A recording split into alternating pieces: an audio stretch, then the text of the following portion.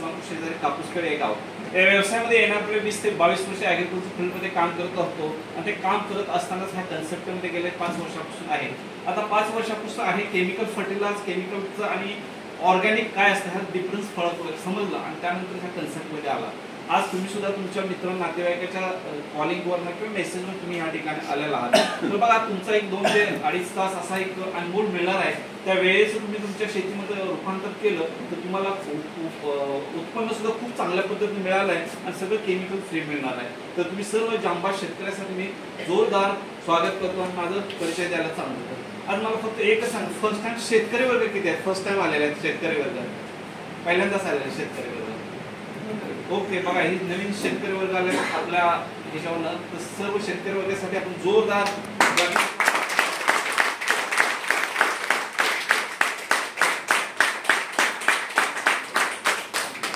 तर बघा आपण इंडिया ग्रुप ब्रँड ह्या ट्रेनिंग किंवा नॉलेज घेण्यासाठी आला. आता नेमकं काय कशासाठी आलं? प्रामुख्याने विचार केला तर आपला हा भारत देश प्रामुख्याने शेतीप्रधान देश आहे. शेतीप्रधान देश असल्यामुळे 70 ते 72% प्रामुख्याने शेतकरी वगैरे शेतीवरती अवलंबून आहे. शेतामध्ये जे पण पिकवतो त्याच्यावर आपले 100% पॉप्युलेशन जगत असतात. हे आता गेले किती वर्ष, हजारो वर्षापासून आपण करायला लागलोय. पण हे करत असतानाच नेमकं आपलं शेती आहे काय, कशा पद्धतीने करत? तर पूर्वीच्या काही जे शेती करत होते पारंपरिक पद्धतीने करत होते, पण हे 40-50 वर्षापासून शेती करायला लागलो. आधुनिक टेक्नॉलॉजीचा यूज करून, केमिकल फर्टिलायझर, पेस्टिसाइडचा यूज करून आता ह्याची गरज का पडली तर त्याच्याविषयी आपण डिस्कस करणार आहे. तर प्रामुख्याने आपण हा मेन बघूया. तर इंडिया ग्रो ब्रँड काय? तर इंडिया ग्रो ब्रँड आहे प्रामुख्याने आपलं आयफॉन सर्टिफिकेट आहे. NFP national programme of organic production ही भारत सरकारच्या कृषी विभागाचे ॲक्रेडिट मान्यताप्राप्त केले. हे भारतातली संस्था आहे की ज्याच्यामध्ये कुठलाही केमिकलचा अंश नाही, शून्य. हे प्रामुख्याने जर्मनीचे इकोसर्ट हे वर्ल्ड लेवलला काम करते, इंडिया लेवल NPOP करतं आणि NPOP ने प्रमाणित असणारे भारतातले एकमेव प्रोडक्ट आहे.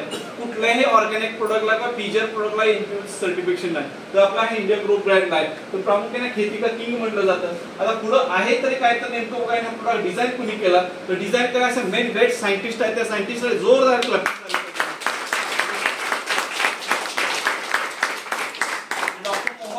डॉक्टर मोहन बेलगावकर हे एज्युकेशन MSc ॲग्री PhD आहे. हे प्रामुख्याने पुण्याचे आहे पण सेटल झाले सिंगापूरला.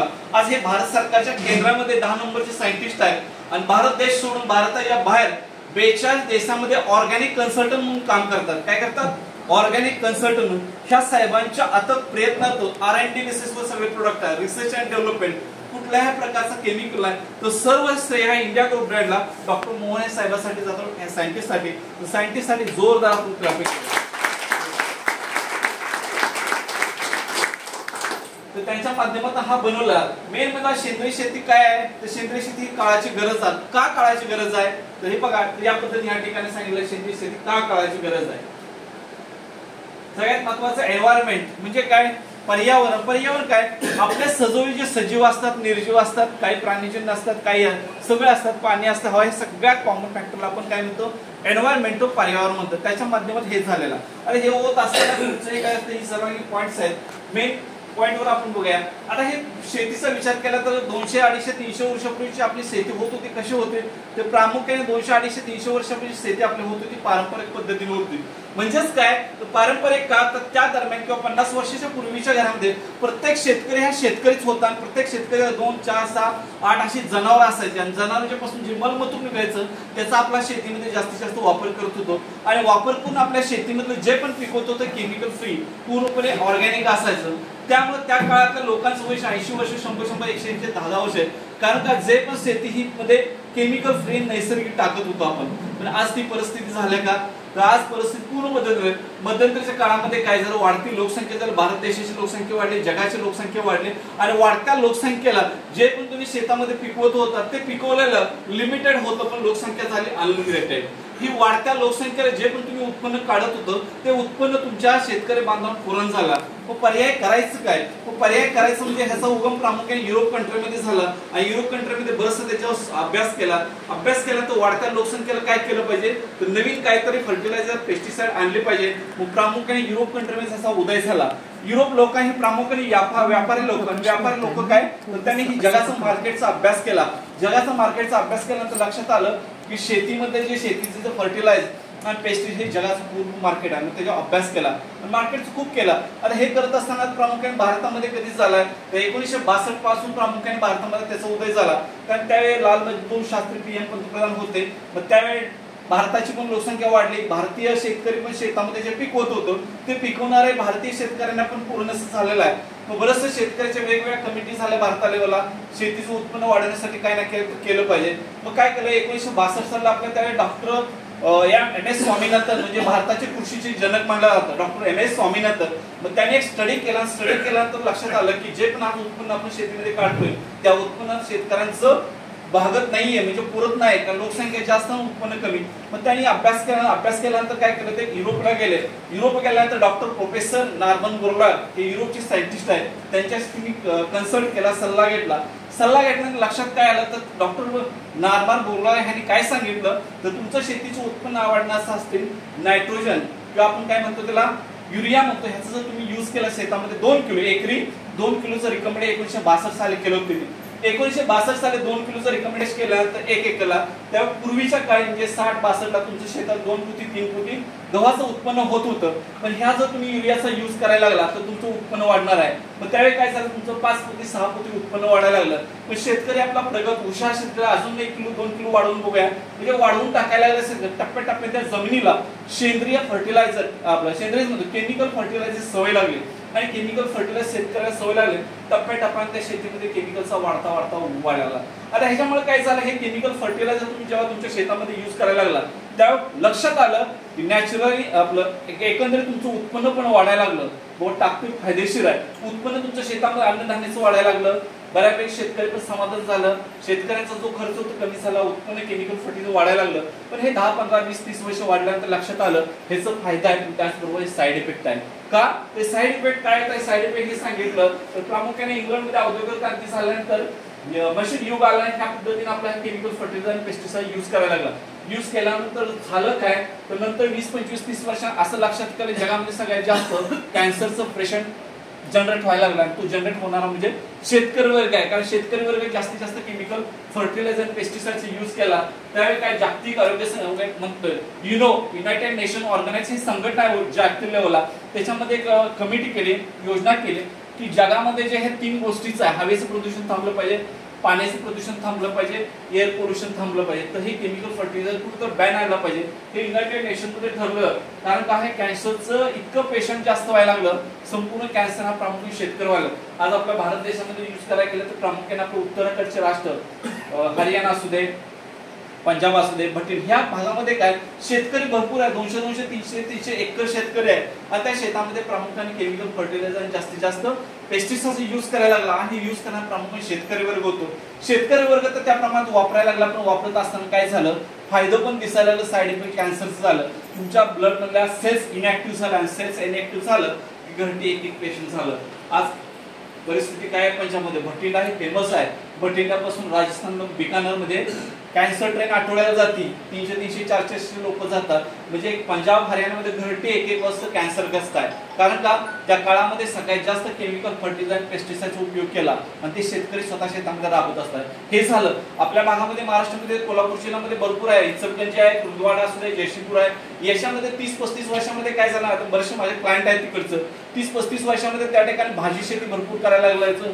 त्यानंतर नर्सरी पीक भरपूर करायला, ऊस शेती भरपूर करायला, ऊसाच्या बियाणं किंवा नर्सरी ह्या भरपूर प्रमाणात करायला लागलं. आणि त्या ठिकाणी सुद्धा केमिकल फर्टिलायझर आणि पेस्टिसाइडचं यूज करायला लागलं. त्याच पद्धतीने त्या भागामध्ये जास्तीत जास्त आपण ऊसामध्ये केमिकल कुठलं क्लोरोसायक्लोर जे हमला म्हणतो, तुमची हुमणी कंट्रोल करण्यासाठी 1 लिटर 2 लिटर 5-5 लिटर ड्रिपच्या माध्यमातून पाटपाण्याच्या तुमच्या शेतामध्ये हुमणी कंट्रोल करण्यासाठी याचा वापर करायला लागला. ह्याच्यामुळे झालेला हुमणी तुमची कंट्रोल झाली, पण त्या दरम्यान जमिनीमध्ये तुमचे गांडूळाचं पूर्ण संपलेला आहे, जमिनीमध्ये तुमची जीवाणूची संख्या पूर्ण संपलेला आहे. जे पण तुमच्या जमिनीमध्ये केमिकल हे गेलेलं आहे त्या केमिकल तुमच्या विहिरीला जातं, बोरला जातं, नदीला जातं, तेच पाणी तुमच्या वापरामध्ये येतं. म्हणजे ही रिसायकल होऊन आपल्या वापरामध्ये आलं, भाज्या केमिकलचं आपल्या वापरामध्ये आले, फळं केमिकलचं आपल्या वापरामध्ये आलं, अन्नधान्य केमिकलचं आपल्या वापरामध्ये आलं. ह्याच्यामुळे झालं काय, केमिकलचा अंश आपल्या भारतीय लोकांच्या शरीरामध्ये गेला आणि त्याच्यामुळे शरीरातला प्रत्येक सेल्स इनॅक्टिव्ह व्हायला लागला. आणि सेल्स इनॅक्टिव्ह झाल्यामुळे कॅन्सरचं आपलं त्या ठिकाणी आत एंटर झालेला आहे. त्याचबरोबर त्वचेचे विकार, लाखो विकार व्हायला लागले. मेन ही केमिकल फर्टिलायझर आणि पेस्टिसाइड झालेला आहे. म्हणून ह्याच्या पर्याय हा काढलेला आहे सेंद्रिय शेतीचा उदयाला. आता सेंद्रिय शेती म्हणजे what is mean by organic. Organic म्हणजे काय तर पूर्वीच्या काळी जे पण आपल्या सराउंडिंग सजीव आणि निर्जीव यांच्या अवशेषापासून जे पण सेंद्रिय खत निर्मिती त्याला साध्या सोप्या भाषेमध्ये सेंद्रिय म्हणलं जातं किंवा ऑर्गॅनिक म्हणलं जातं. तिथं कुठल्याही केमिकल अंशचा आवश्यक असतं. सजीव वनस्पती असू दे किंवा प्राणीजन्य असू दे किंवा जे पण तुमचं असतं त्याच्या अवशेषापासून किंवा हल्लीच्या जी मॉडर्न टेक्नॉलॉजी आहे जे पण तुमचे हिरवागार वनस्पती त्याच्या अर्कापासून बनवलं आहे त्याचं कॉम्बिन बेसला ऑर्गॅनिक म्हटलं जातं साध्या सोप्यामध्ये सेंद्रिय. हा सेंद्रिय शेतीचा मेन पार्ट आहे. आता विचार केला तर शेतीमध्ये दोन प्रकार आहेत. बायोलॉजिक म्हणजे काय जैविक शेती असते सेंद्रिय शेती. आता जैविक शेती म्हणजे काय बायोलॉजिक शेती म्हणजे काय ज्या औषधामध्ये प्रामुख्याने जीवांचा अंश असतो सजीवाचा अंश असतो म्हणजे बॅक्टेरियाचा अंश असतो त्याला बायोलॉजिक म्हणजे सजीव. आता हे काय याचा पण आपल्या भारतामध्ये बऱ्याचशा शेतीमध्ये यूज व्हायला लागला पण त्याला पण लिमिटेशन्स आहेत. का तर ज्या शेतामध्ये जी उत्तरेकडचे राज्य हिमाचल प्रदेश असू दे पंजाब असू दे चंदीगड असू दे किंवा बनारस ह्या कंट्रीमध्ये त्याचा बायोलॉजिक जी आहे त्याचा यूज चांगल्या प्रमाणात व्हायला कारण काय टेम्परेचर महत्वाचं काम करतं. हे कुठल्या टेम्परेचरला काम करतं 32 डिग्रीच्या आतलं टेम्परेचरला तर त्या बायोलॉजिकल जैविक जे औषध आहे त्याचा रिझल्ट चांगला येतो. पण 32च्या पुढं फक्त 10% रिझल्ट येतो. आज आपल्या सांगली 17 भागाचं टेम्परेचर काय 35, 38, 40 डिग्री पे आहे. त्यामुळे बायोलॉजिक प्रोडक्ट हे आपल्याकडे टाकत नाही. फक्त थंडीच्या दिवसांमध्ये ऑक्टोबर नोव्हेंबर डिसेंबर या 2-3 महिन्यांमध्ये जी जैविक खतं आपल्याकडे चालते इतर ठिकाणी चालत नाही. दुसरं सेंद्रिय म्हणजे काय तर सेंद्रिय म्हणजे कुठल्याही प्रकारचा वनस्पतीचा किंवा बॅक्टेरियाचा अंश नसतो. वनस्पतीच्या वेगवेगळ्या हर्बपासून वनस्पतीच्या वेगवेगळ्या अर्कापासून बनवलं असतात. त्यामुळे त्याचं कुठल्याही टेम्परेचरला ते सेंद्रिय औषध तुमच्या शेतीमध्ये नंबर 1 चालतं 1 नंबर रिझल्ट ओरिएंटेड आहे. हे सेंद्रियमध्ये येतं. त्यानंतर आता विचार केला तर सेंद्रिय शेती शासनाच्या कृती काय तर भारत सरकारच्या वेगवेगळ्या योजना आहेत केंद्रामध्ये ज्यावेळी तुम्हाला शेती डेव्हलप करायचा तर ह्या शासनाच्या योजना आहेत वेगवेगळ्या. त्यानंतर सेंद्रिय शेतीचे हे सर्टिफिकेशन आहे जे पण कुठले सेंद्रिय प्रोडक्ट तुमच्या शेतकरी बांधवांसह बऱ्याचशा वेगवेगळ्या कंपनी येतात माझं सेंद्रिय आहे माझं हे आहे माझं ते आहे असं आहे बॉम्बार्डमेंट करतात शेतकऱ्यांच्या गळ्यामध्ये कुठलंही केमिकलचं औषध मारतात आणि तुमचं उत्पन्न वाढायला मदत करतात. शेतकरी बांधवांसाठी सगळ्यात महत्त्वाचं ज्यावेळी तुम्ही कुठलीही बॉटल बघता औषधाची माझं पीजीआर सेक्टर मध्ये त्या बॉटलमध्ये एक असतं तुझं कंपनीचं गव्हर्नमेंटच्या कृषी विभागाच्या की अफेडा विभागाने कुठलं सर्टिफिकेशन दिलं हे सर्टिफिकेट इम्पॉर्टंट आहे. तुमच्या प्रोडक्ट वरती लिहितात बॉटलीवरती लिहितात एनपीओपीचा आहे आयफोनचा आहे इकोसूटचा बाय हे लिहितात टाकतात पण ज्यावेळी तुम्हाला सर्टिफिकेट मला सर्टिफिकेट कोणाला नसतं. आज कराड भागामध्ये बरेचसे 10-15 कंपनीने मी डायरेक्ट डोस दिला त्यांना दाखव म्हणलं तुझं घेतो 10 लाखाचं 1 कोटीचं घेतो मटेरियल हे एनपीओपी सर्टिफिकेशन दाखव आयफोनचं सर्टिफिकेट दाखव इकोसूट दाखव तर दाखवलं नाही आमच्या कंपनी सातारला आहेत आमच्या इकडे आहेत. ठीक आहे तुझ्या कोण मॅनेजमेंट आहे माझ्याशी बोल सर आमच्या सोडून दिला पण तुम्ही शेतकऱ्यांच्या पदरामध्ये हे चुकीचं काहीतरी घालू नका 2 पैसे कमवण्यासाठी चुकीचं सांगू नका. हे सर्टिफिकेशन घ्या तुम्ही करा ना नो प्रॉब्लेम. तर हे सगळ्यात महत्वाचं हे असतं म्हणजे भारत लेवलला ज्या आपलं असतं ते एनपीओपीच असतं. भारत सरकारच्या कृषी विभागानं ऍक्रेडिट केलेली एक संस्था आहे त्याला एनपीओपी म्हणलं जातं national product of organic production. हे एक असतं हे काय जर्मनीचे इकोसर्टनं सर्टिफाईड केलेलं आहे. दुसरं काय आयफोनचं असतं. त्याच पद्धतीने आता महाराष्ट्र शासनाचा विचार केला तर प्रत्येक स्टेट वाईज 3-3 सर्टिफिकेट दिले आहेत. आता ह्याच्यामध्ये विचार केला तर भारतामध्ये 3 प्रकारची हे असतात सर्टिफिकेशन असतात. सर्टिफिकेशन कुठले काय असतात पेस्टिसाइड साठी वेगळं सर्टिफिकेशन असतं फर्टिलायझर साठी वेगळं सर्टिफिकेशन असतं सीड डिव्हिजन साठी वेगळं असतं. म्हणजे काय रासायनिक खतासाठी वेगळं सर्टिफिकेशन रासायनिक फवारणीची जी कीटकनाशक त्यासाठी वेगळं असतात बियाण्यासाठी वेगळं असतं. चौथं असतं बायोस्टिम्युलंट ऍक्ट. आपला हा पीजीआर सेक्टर जो आहे तो बायोस्टिम्युलंट ऍक्ट झाला आणि त्याच्यामध्ये सुद्धा renovation of Naveen rules and regulation असेल. महाराष्ट्र शासनाच्या G2 सर्टिफिकेशन आपल्याला बहाल केलेला आहे. त्याचप्रमाणे केंद्राच्या G1 सर्टिफिकेशन आपण ऍप्लिकेशन केलेलं आहे. G1चं आल्यानंतर आपलं G3चं ऍप्लिकेशन मिळालं आणि 3 ऍप्लिकेशन मिळालं. भारतातले एकमेव आपल्या ऑर्गॅनिक कंपनी आहे इंडिया ग्रो. तर इंडिया ग्रो साठी जोरदार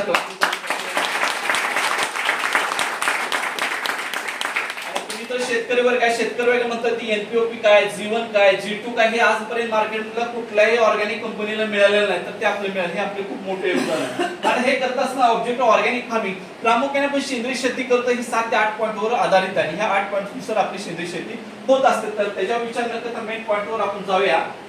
नैसर्गिक फास्ट घ्या हे पण घ्या फास्ट. आता शेती शेतकऱ्यांच्या मनातील प्रश्न हा पॉईंट महत्वाचा असतो. बरेचसे शेतकरी जाणकार आहेत अनुभव आहेत खूप मोठं आज 80 टन 100 टन 110 टन करणार आता तुमचं सेंद्रिय प्रोडक्ट यूज केल्यामुळे आमच्या शेतामध्ये उत्पन्न वाढेल का कमी होईल का असा अनेक प्रश्न आहेत. पण आज विचार केला तुम्ही शेतकरी बांधवांना खूप मी कळकळीची विनंती देतो पूर्वीच्या काळी जे सेंद्रिय प्रोडक्ट बनवत होतो त्यात आणि आज म्हणजे खूप बरंच आहे आपलं हे मॉडर्न टेक्नॉलॉजी ऍडव्हान्स टेक्नॉलॉजी आधार केले आहे सगळं आपलं R&D basis product research and development जे पण तुम्हाला गॅरंटेड तुम्हाला का सर आहे ते पुढे पुढे तर R&D बेसिस सगळे प्रोडक्ट आहेत आणि R&D बेसिस प्रोडक्ट असणं जे पण तुम्ही तुमच्या शेतामध्ये यूज केला गॅरंटेड तुमचं उत्पन्न वाढणार आहे त्याच्यामध्ये कुठल्याही तिलमात्र शंका आज माझ्या डाशी सांगली सातारा कोल्हापूर भागामध्ये 500 शेतकऱ्यांचा ग्रुप आहे जे एव्हरेज वार्षिक ऊसाचं 100 टनाच्या फ्लो उत्पन्न करायचं 100 ton 105 ton 110 ton 115 ton 120 ton आज जे पण मी शेवटी सांगणार आहे ते तुम्हाला एक खत म्हणजे इन्स्टिट्यूट आहे आणि तो खूप तुमचा तो आहे टोटल ट्रेनिंग मधला अनुभव आहे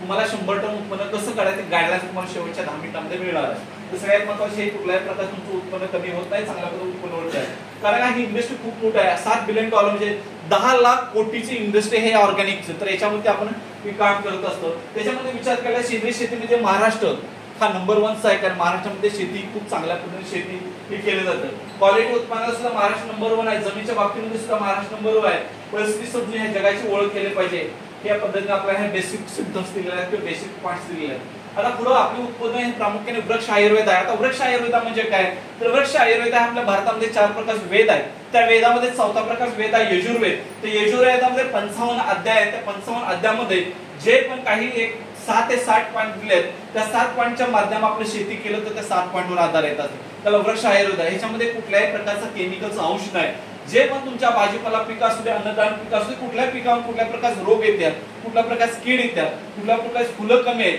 कुठल्या प्रकारचं उत्पन्न वाढवण्यासाठी किंवा कुठल्या प्रकारचं मररोग आहे कुठल्या प्रकारचे बुरशी आहेत ते कंट्रोल करायसाठी ते 7 ते 8 पॉइंट हे 55 अध्यायामध्ये वृक्ष आयुर्वेद या कन्सेप्टने दिला आणि ज्या वृक्ष आयुर्वेद कन्सेप्ट आहे याच्यामध्ये कुठल्याही प्रकारचं केमिकल फर्टिलायझरचा अंश नसतो पेस्टिसाइड अंश नसतो पूर्णपणे नॅचरल असतं पूर्णपणे ऑर्गॅनिक असतं केमिकल फ्री असतं तर हे असतानाच पूर्णपणे मेन आपल्या कंपनीची फिलॉसॉफी काय तर आपल्या कंपनीची मेन फिलॉसॉफी आपल्या कंपनीमध्ये 100% ऑर्गॅनिक आहे आपण अहिंसावादी आहे अहिंसावादी म्हणजे काय आपल्या भारतामध्ये एक मोठे जागतिक लीडर गेले महात्मा गांधी ज्यावेळी कुठले व्यक्ती रागावले जर मारा गेले तर पहिलं गाल पुढे करायचा म्हणजे आपण स्वतःहून कुठल्याही हिंसा करायची नाही अहिंसा म्हणजे कुठल्याही प्रकारचं मेन हे ज्यावेळी आपण आपल्या शेतामध्ये प्रोडक्ट यूज करणार आहे त्यावेळी किडीला किंवा बुरशीला डायरेक्ट तुम्ही मारू शकत नाही इनडायरेक्ट पद्धतीने ती बुरशी तुमच्या त्या औषधाच्या अंशापासून निघून जाणार आहे आणि निघून गेल्यानंतर तुमच्या त्या ह्याच्यावरती गॅरंटेड रिझल्ट मिळणार आहे तर ही आपलं मेन फिलॉसॉफी आहे मेन आपल्या ज्या शेतीची सेंद्रिय शेती ज्यावेळी पेस्टिसाइड आपले जे कीटकनाशक आहे कीटकनाशक जेव्हा तुम्ही वापर करता त्या होतं काय पूर्णपणे जेव्हा तुमच्या भाजीपाल्यावरती फवारणी करता जेव्हा तुमच्या कुठल्याही अन्नधान्याच्या पिकावरती फवारणी करता तर या तत्वावर करतं जेव्हा तुम्ही तुमच्या भाजीपाला पिकावरती आपल्या कीटकनाशकाचा फवारणी करता त्या होतं काय जेव्हा कुठल्या प्रकारचे थ्रिप्स जेव्हा कुठल्या प्रकारची पांढरी माशी जेव्हा कुठल्या प्रकारची आळी ज्यावेळी तुमच्या त्या पानाचा रस किंवा पान कुरतडाई जाते त्यावेळी कुरतडाई केल्यानंतर त्या पानामध्ये जे पण आपल्या केमिकलचा जे पण आपल्या कीटकनाशकाचा अंश उरलेला असतो तो अंश त्या किडीच्या म्हणजे थ्रिप्स असू दे पांढरे मास असू दे लाल कोळी असू दे किंवा आळी असू दे किंवा ब्राउन फ्लॉवर हॉपर ही कुठल्या 120 प्रकार कीड जेव्हा तो अंश त्या किडीच्या तोंडामध्ये जातो त्यावेळी सायंटिफिकली शास्त्रीयदृष्ट्या काय होतो ज्यावेळी तो अंश त्या किडीच्या तोंडामध्ये जातो त्यावेळी त्या आळीचं तोंड असं बंद होतं ज्यावेळी तोंड बंद होतं त्यावेळी त्या आळीला तिथून पुढे 12 ते 24 तास कुठल्याही प्रकारचं अन्न घेता येत नाही कुठल्याही प्रकारचं अन्न शोषण करून घेता येत नाही आणि कुठल्याही प्रकारचं अन्न शोषण न केल्यामुळे ती किडी भुकेने व्याकुळ होऊन मरण पडते आणि सायंटिफिकली त्या किडीच्या बॉडीमध्ये 3 ते 4 प्रकार असतात पहिलं तोंड पॅक झालं दुसरं काय झालं ब्रेन स्ट्रोक म्हणजे मेंदूवर त्या आघात झाला मेंदू काम करायचं बंद झालं जेव्हा मेंदूवर त्या आघात होतो त्यावेळी होतं काय त्या किडीच्या पोटामध्ये C++ कॅल्शियम म्हणजे पाणी निघून जातं आकुंचन होतो पॅरालिसिस होतं हे 3 ते 4 आणि त्यावेळी काही कालावधी ती कीड तुमची मरून जाते हे सायन्स आहे ते आपण डायरेक्ट कुठं मिळत आता फॉर एक्झाम्पल विचार केलं केमिकल पेस्टिसाइड काय करतात आपण शेतकरी बांधव ज्यावेळी आपल्यामध्ये वांग्याचा प्लॉट असतो टोमॅटोचा असतो वेगवेगळ्या प्रकारची मोठी कीड आपल्या वांग्यामध्ये पण गिळते वरून वांग चांगलं दिसतं पण ज्यावेळी वांग महिला वर्ग कट करतात त्यावेळी आत मोठी कीड दिसते का नाही ही मोठी कीड कंट्रोल करण्यासाठी केमिकल फर्टिलायझर आपण कोराजन वापरतो क्लोरोसायपर वापरतो वेगवेगळ्या प्रकारचे वापरतो हे काय करतो वरून मारतो वरून एकदा दोनदा मारल्यानंतर किंवा डेलिगेट आहे हाय कॉस्ट हे मारतो हे ज्यावेळी आपण त्या पेस्टिसाइड फळावरती मारतो किंवा भाजीवरती मारतो त्यावेळी औषध मुरलं जातं आणि ती कीड मरते म्हणजे एवढी मोठी कीड आपलं कोरोजेन क्लोरोसायक्लोन मारून टाकतं तर आपल्या ब्लड मधला सेल्स जे आपण डोळ्यानेही पाहत नव्हतो तेच वांग किंवा टोमॅटो जेव्हा आपल्या आहारामध्ये येतो तेव्हा आपली अवस्था काय होते आपल्या ब्लड मधल्या सेल्सची परिस्थिती काय होते सेल्स इनॅक्टिव्ह होतात, कमजोर होतात आणि कॅन्सरचं सिम्पटम्स आपल्या शरीरामध्ये याला मेन केमिकल्स करतो. तर आपलं हे नॅचरल आहे. नॅचरल असलं आता जे पण आपलं कुठल्याही कीटकनाशक बुरशीनाशक जरी आपण पिलो तर कुठल्याही प्रकारचा त्रास आपल्याला होणार, थोडंसं पोट बिघडल्यासारखं होईल पण तुम्हाला बाकी काय क्लीन होणार आहे. म्हणून आपलं प्रोडक्ट खूप गॅरंटेड आहे, व्हॅलिड आहे. मेन म्हणजे इंडिया ग्रोवर हा सर्टिफाईड प्रोडक्ट आहे.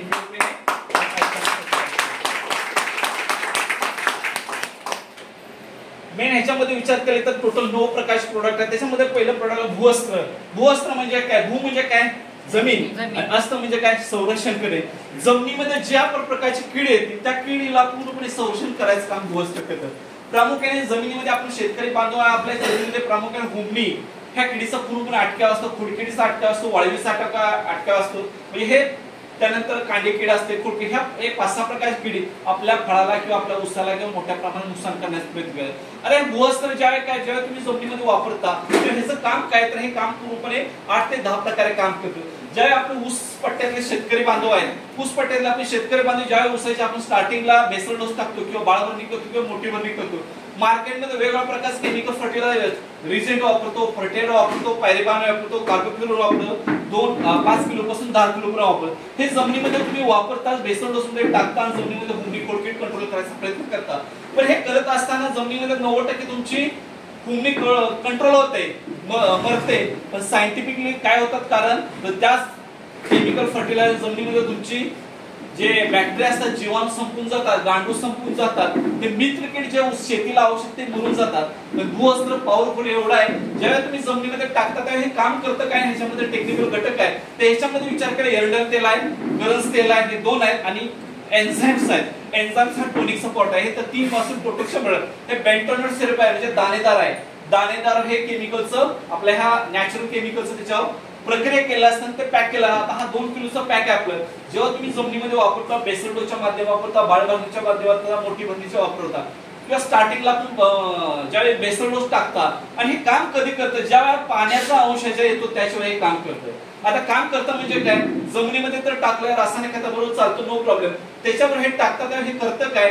तर जेव्हा तुमच्या ऊसाचं 1 डोळा रोप असेल किंवा 1 डोळे किंवा 2 डोळे कांडी असेल, ज्यावेळी जमिनीमध्ये किंवा भाजीपाला प्रोडक्ट असेल जमिनीमध्ये त्याच्या पांढऱ्या मुळाचा अंश ज्यावेळी जातो त्या दरम्यान हे तुम्ही टाकलं त्या शेतात तुम्ही जेव्हा पाणी पाजता तर हे पाण्यामुळे विरघळते ह्यातलं एरंडल तेल गरज एन्झाइम जमिनीमधल्या ज्या पांढऱ्या मुळा त्या पांढऱ्या मुळाला कोटिंग करतं. आणि कोटिंग केल्यानंतर त्या शेतामध्ये जर तुमची हुमणी असेल, हुमणी त्या पांढऱ्या मुळा जर कुरतड्या करायला गेला तर कुरतडते, पण त्याच वेळी त्या हुमणीच्या तोंडामध्ये त्या पांढऱ्या मुळ्याला जे कोटिंग केले एरंडल ते गरज तेल आणि त्याचा अंश त्या हुमणीच्या तोंडामध्ये जातो आणि हुमणीच्या तोंडामध्ये तो अंश गेल्यानंतर हुमणीचं तोंड चॉकअप होतं, ब्रेन स्ट्रोक होतं, बॉडीचं हॅमरेज होतं, C+ निघून जातं. हुमणी त्या ठिकाणी तुमची 12 ते 24 तासामध्ये मरून जाते. हे सायन्स आहे, सायंटिफिक बेस आहे. त्याच दरम्यान जमिनीमध्ये जे बॅक्टेरिया किंवा जमिनीमध्ये जे जीवाणू असतात किंवा जमिनीमध्ये जे गांडूळ असतात त्यांना कुठल्याही प्रकारची इजा होत नाही, तर त्याचं हे मित्र कीटक आहे. त्यामुळे 90 ते 95% तुमची हुमणी कंट्रोल करते. त्याच पद्धतीने दुसरं काय करतं, ह्याच्यामध्ये एन्झाइम्स आहेत.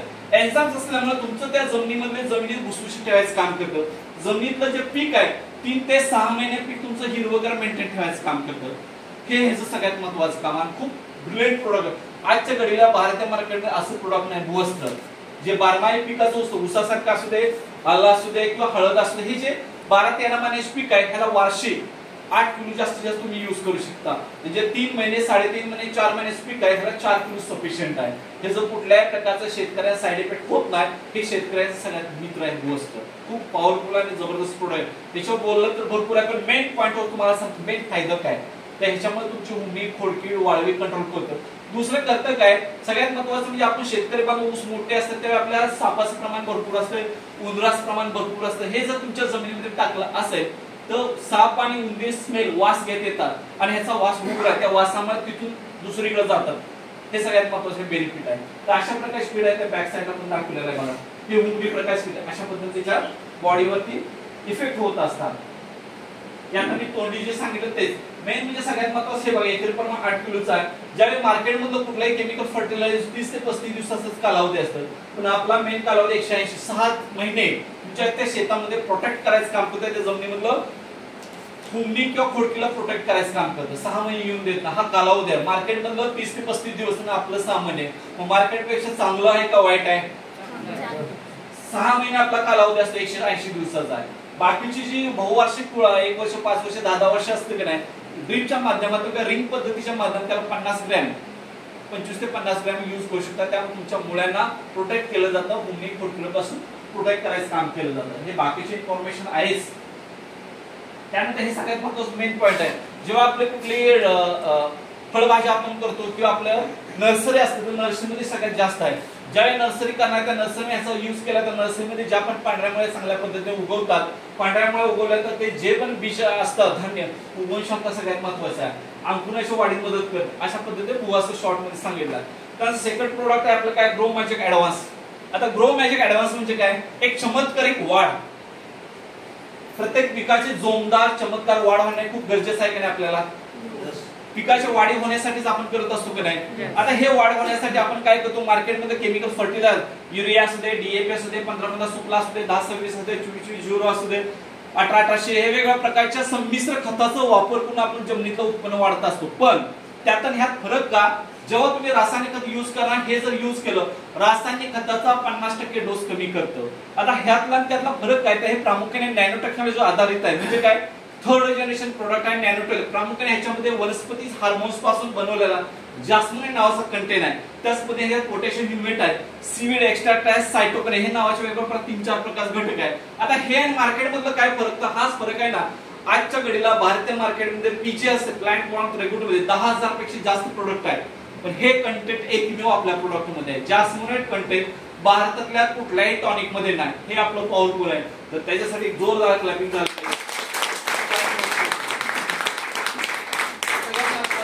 जेव्हा तुम्ही तुमच्या भाजीपाला पिकावरती ऊसामध्ये वापरतात त्यात होतं काय, तर हे सगळ्यात महत्त्वाचं म्हणजे काय, तुमच्या मुळांचा विकास झपाट्याने होतो. त्याच पद्धतीने रोपांची प्रारंभिक वाढ होते, भरपूर कुंडणा होते, भरपूर फळधारणा होते.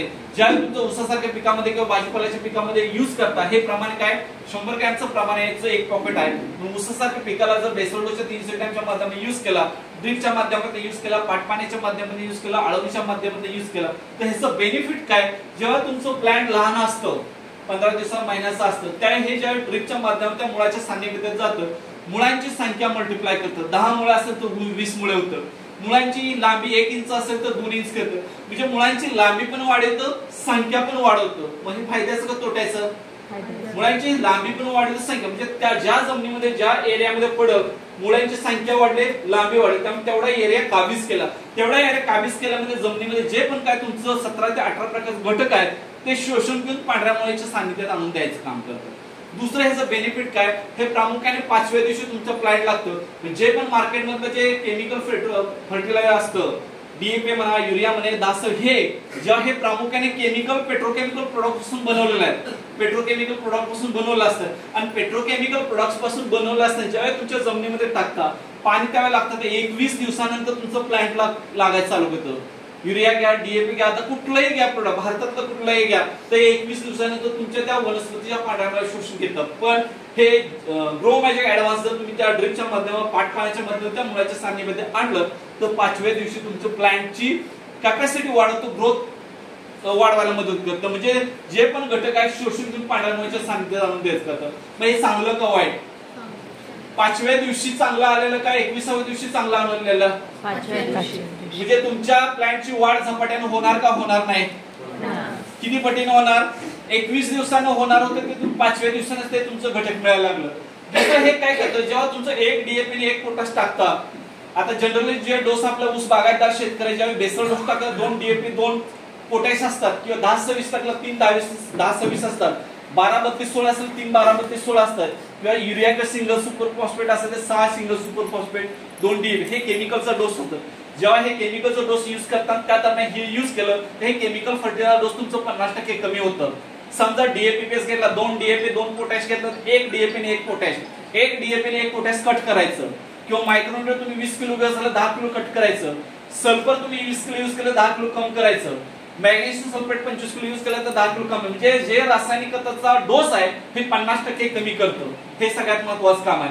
आज आपल्या इंडिया ग्रो प्रोडक्टचं ट्रेनिंग अख्ख्या ऑल ओव्हर इंडियामध्ये टाकलं, पण हे जे पॉईंट आहे ना, हे पॉईंट आज मार्केटमध्ये मीही ट्रेनिंग घेतलं, हे पण तुम्हाला सांगत नाही. आता बरेचसे मोठे लीडर आहेत त्यांना पण अनुभव घेतला, हे मी माझा प्रॅक्टिकल अनुभव तुमच्या शेअर करतोय आणि हा अनुभव तुम्हाला खूप महत्त्वाचा आहे.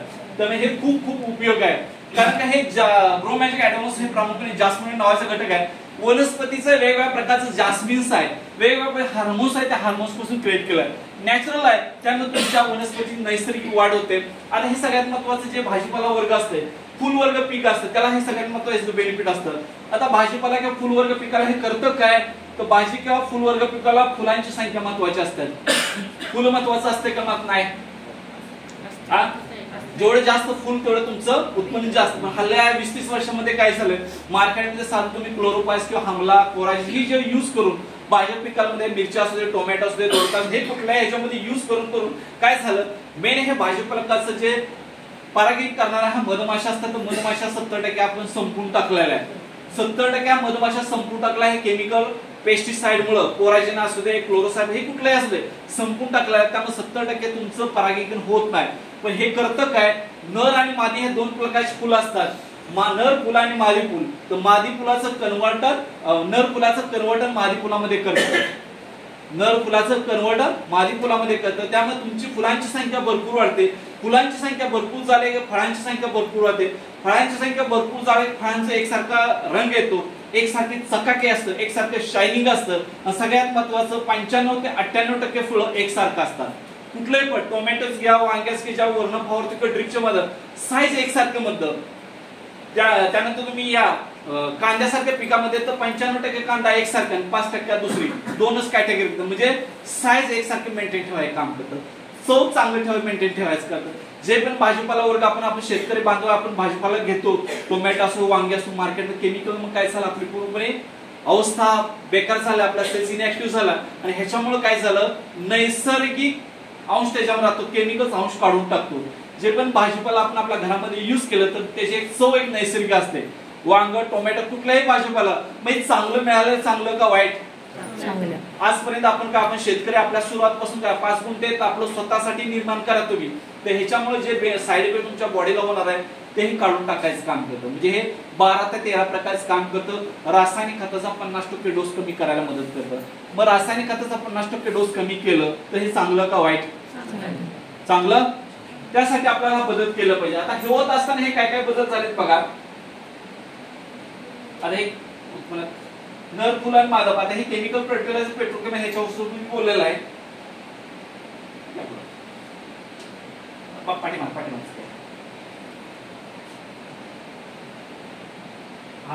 अरे हे ग्रो मॅजिक ॲडव्हान्स हे करतं, ह्या मुळे कराय मुळ्याच्या संख्या वाढवायचं काम केलं, म्हणजे लांबी वाढवायचं काम केलं संख्या. त्यामुळे जमिनीमध्ये टाकलेला एरिया पकडतात, त्यातला अन्नद्रव्य शोषून घेतात, तुमच्या प्लांटचं वाढ होतं. म्हणजे 21 दिवसांची जी वाढ होणार आहे ते तुमची 5व्या दिवशी वाढ करायची. हे जमिनीत मार्ग फॉरेस्टच्या माध्यमातून 1 ग्रॅम 1 लिटरला तुम्ही वापरू शकता.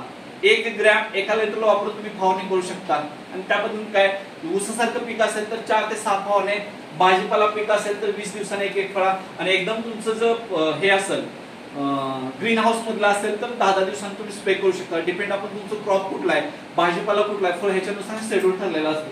तर या पद्धतीने हा फरक काय म्हणतात. ही साईज बघा, ही पण एकसारखी साईज आहे बघा. बटाट्याची साईज, कांद्याची साईज, गाजराची साईज, ही साईज मेंटेन ठेवायचं हे सगळ्यात महत्वाचं आहे आपल्याला.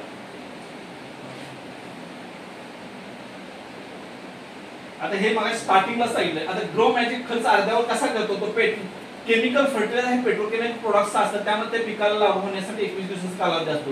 21 दिवसामध्ये नायट्रोजन सायकलच्या माध्यमातून, पाण्याच्या माध्यमातून लिचिवेज होते, यामध्ये 80% खत उडून जातं. हा सगळ्यात महत्त्वाचा पॉईंट आहे. जेव्हा आपण जमिनीमध्ये रासायनिक खत टाकतो त्यावेळी 20% वापरतो, 80% ऑक्सिडेशन होतो, खराब होऊन जातो, म्हणजे आपल्या पिकाला नुकसान होतं. तर ते आपलं कव्हर करायचं हे काम करतो. तर ह्यासाठी रासायनिक खताचा डोस कमी होतो, हे पण बोललेलं आहे, मेन पॉईंट बोललेला आहे. त्यानंतर सगळ्यात महत्त्वाचं एमआय स्प्रे प्लस. आता एमआय स्प्रे प्लस म्हणजे काय, ते स्टिकर आहे. मार्केटमध्ये वेगवेगळ्या प्रकारे तुम्ही फवारणी करत असता. आता आपण शेतकरी बांधव द्राक्षाचे पीक असू दे, कुठलंही पीक असू, ज्यावेळी फवारणी करत असतात आणि फवारणी करत असताना होतं काय, ज्यावेळी पावसाळ्याचे दिवस आहे मार्केटमध्ये कुठलंही साधं स्टिकर आणतो. स्टिकर काय आणतो, तर ज्या वेळी आपल्या भाजीपाल्यावरती फवारणी करतो, भाजीपाल्यावरती फवारणी केल्यानंतर ते फवारलेलं औषध वेस्ट जाऊ नये, धुवून जाऊ नये यासाठी आपण विचार करतो. पण सगळ्यात मित्रांनो सांगायचं म्हणजे मार्केटमधलं स्टिकर आपल्या स्टिकरमध्ये जमीन आणि आसमानचा फरक आहे. आपलं हे प्रामुख्याने 6 प्रकारे काम करतं. ज्यावेळी आपल्या पंपामध्ये कुठलंही टॉनिक किंवा कीटकनाशक किंवा बुरशीनाशक तुम्ही घेतल्यानंतर हे घ्यायचं आहे. हे किती आहे, 5 ml ते 7 ml 15 लिटरच्या पंपाला आहे, म्हणजे 0.3 ml चं प्रमाण आहे. जर 5 ml ते 7 ml जर तुम्ही 15 लिटरच्या पंपाला घेतलं तर हे करतं काय, ते 6 प्रकारे काम करतं.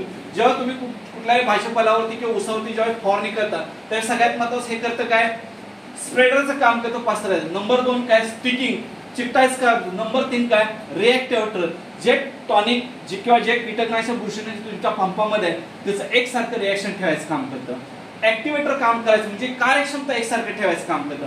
पेनिट्रेशन म्हणजे जेव्हा तुम्ही त्या पानावरती फवारता, पेनिट्रेशन म्हणजे काय, आर पार त्या पानामध्ये जातं. फॉर एक्झाम्पल कुठलं भाजीपाल्याचं मोठं पीक असतं तर भाजीपाल्याच्या पानाच्या बॅक साईडला कधी कधी सेन्सिटिव्ह भाज्या असतात, कुठली ढोबळी मिरची असते किंवा वांगा असते किंवा काही ब्रोकोली असतात, तर ह्या पानाच्या बॅक साईडला तुमचं पांढऱ्या माशीचा भरपूर प्रमाण असतं, लाल कोळी असतो, पिवळा कोळी असतो. जेव्हा तुम्ही वरणी फवारणी करता तेव्हा 90% ही कीड मरत नाही. पण हे जर यूज केलं तर त्या पानामध्ये पूर्णपणे आरपार मुरलं जातं, पानाच्या बॅक साईडला जातं आणि पानाच्या बॅक साईडला जी लाल कोळी पांढऱ्या माशी जी असते त्याला ह्याचा अटकाव होतो. म्हणजे किडीपासून 90% 95% कीड तुमचं कंट्रोल करायचं हे काम करतं. सगळ्यात महत्त्वाचं पॉलिनेटर. पॉलिनेटर म्हणजे काय, परागीकरण. जेव्हा तुम्ही तुमच्या भाजीपाल्यावरती फवारणी करता मेन पार्ट येतो मधमाशाचा.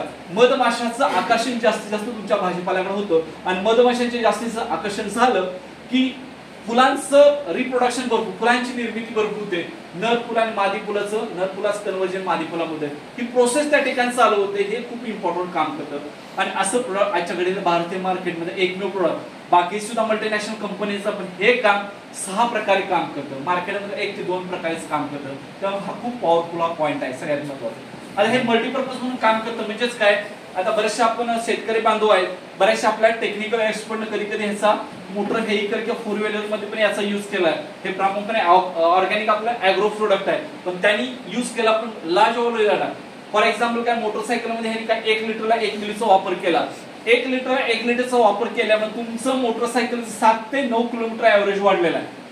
4 व्हीलर मध्ये पण ह्याचा यूज केला 1 लिटर आहे, 4 व्हीलरचं पण तुमचं 4 ते 5 किलोमीटरचा ऍव्हरेज वाढलेला आहे. आता बरेचसे तज्ञ लोक जे ऑटोमोबाईल इंडस्ट्री किंवा ऑटोमोबाईल इंजिनियर असतात, हेच आमच्या इंजिन मध्ये बिघाड व्हाल तर हे नाही, हे करतं काय, ज्यावेळी तुमच्या डिझेलमध्ये किंवा पेट्रोलमध्ये जातं फ्लो फास्ट करतं, म्हणजे प्रवाह फास्ट करतं, त्यामुळे इंजिनचं स्पार्किंग चांगलं होतं, त्यामुळे गती मिळते. हे सायन्स आहे याच्या पाठीमागचं. तर प्रामुख्याने शेतीचं आहे पण ऍडिशनल आपण ते सुद्धा यूज करू शकतो. दुसरं कशासाठी येतं, बरंच आपलं केमिकल पेंट इंडस्ट्री असतं, पेंट मध्ये 1 लिटरला तुम्ही 4 मिलीचा यूज केला तर तुम्ही 1 लिटरला 4 मिलीचा वापर केला 40% तुमचा पेंट कमी लागतो. म्हणजे हे स्प्रेडिंगचं काम करतं, पेंटचा तुमचा खर्च कमी करायचं काम करतो. त्यानंतर पावसाळ्यामध्ये बरेच आपल्या 4 व्हीलर असतात, काचावरती कधी कधी पाणी पडलं असतं ते पाणी निघून जात नाही, तर हे जर 2 मिली जर ते 5 मिली जर तुम्ही बादलीमध्ये घेऊन काचा ग्लास केला, जरी पाणी गाडीच्या काचावर पडलं ग्लास एकदम चकाकीच होते. इतकंही मल्टीपर्पज आहे, म्हणजे खूप चांगला आहे, छोटा आहे पण खूप मोठे काम करतं, मल्टीपर्पज काम आहे असं आहे.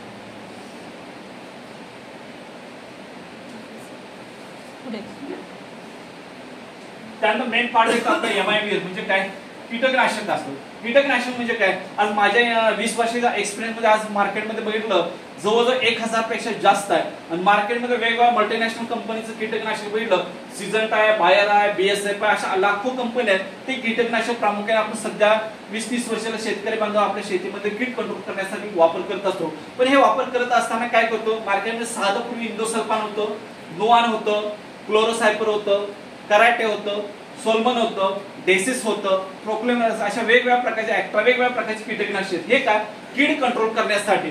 तर आज मला सांगायला तुम्हाला एक अनुभव मिळतो आणि खूप चांगला आहे. आज मार्केटमध्ये तुमच्या पिकावर एकच प्रकारची कीड येते का, 6-7 प्रकारची कीड येते का तुमच्या भाजीपाला पिकावरती.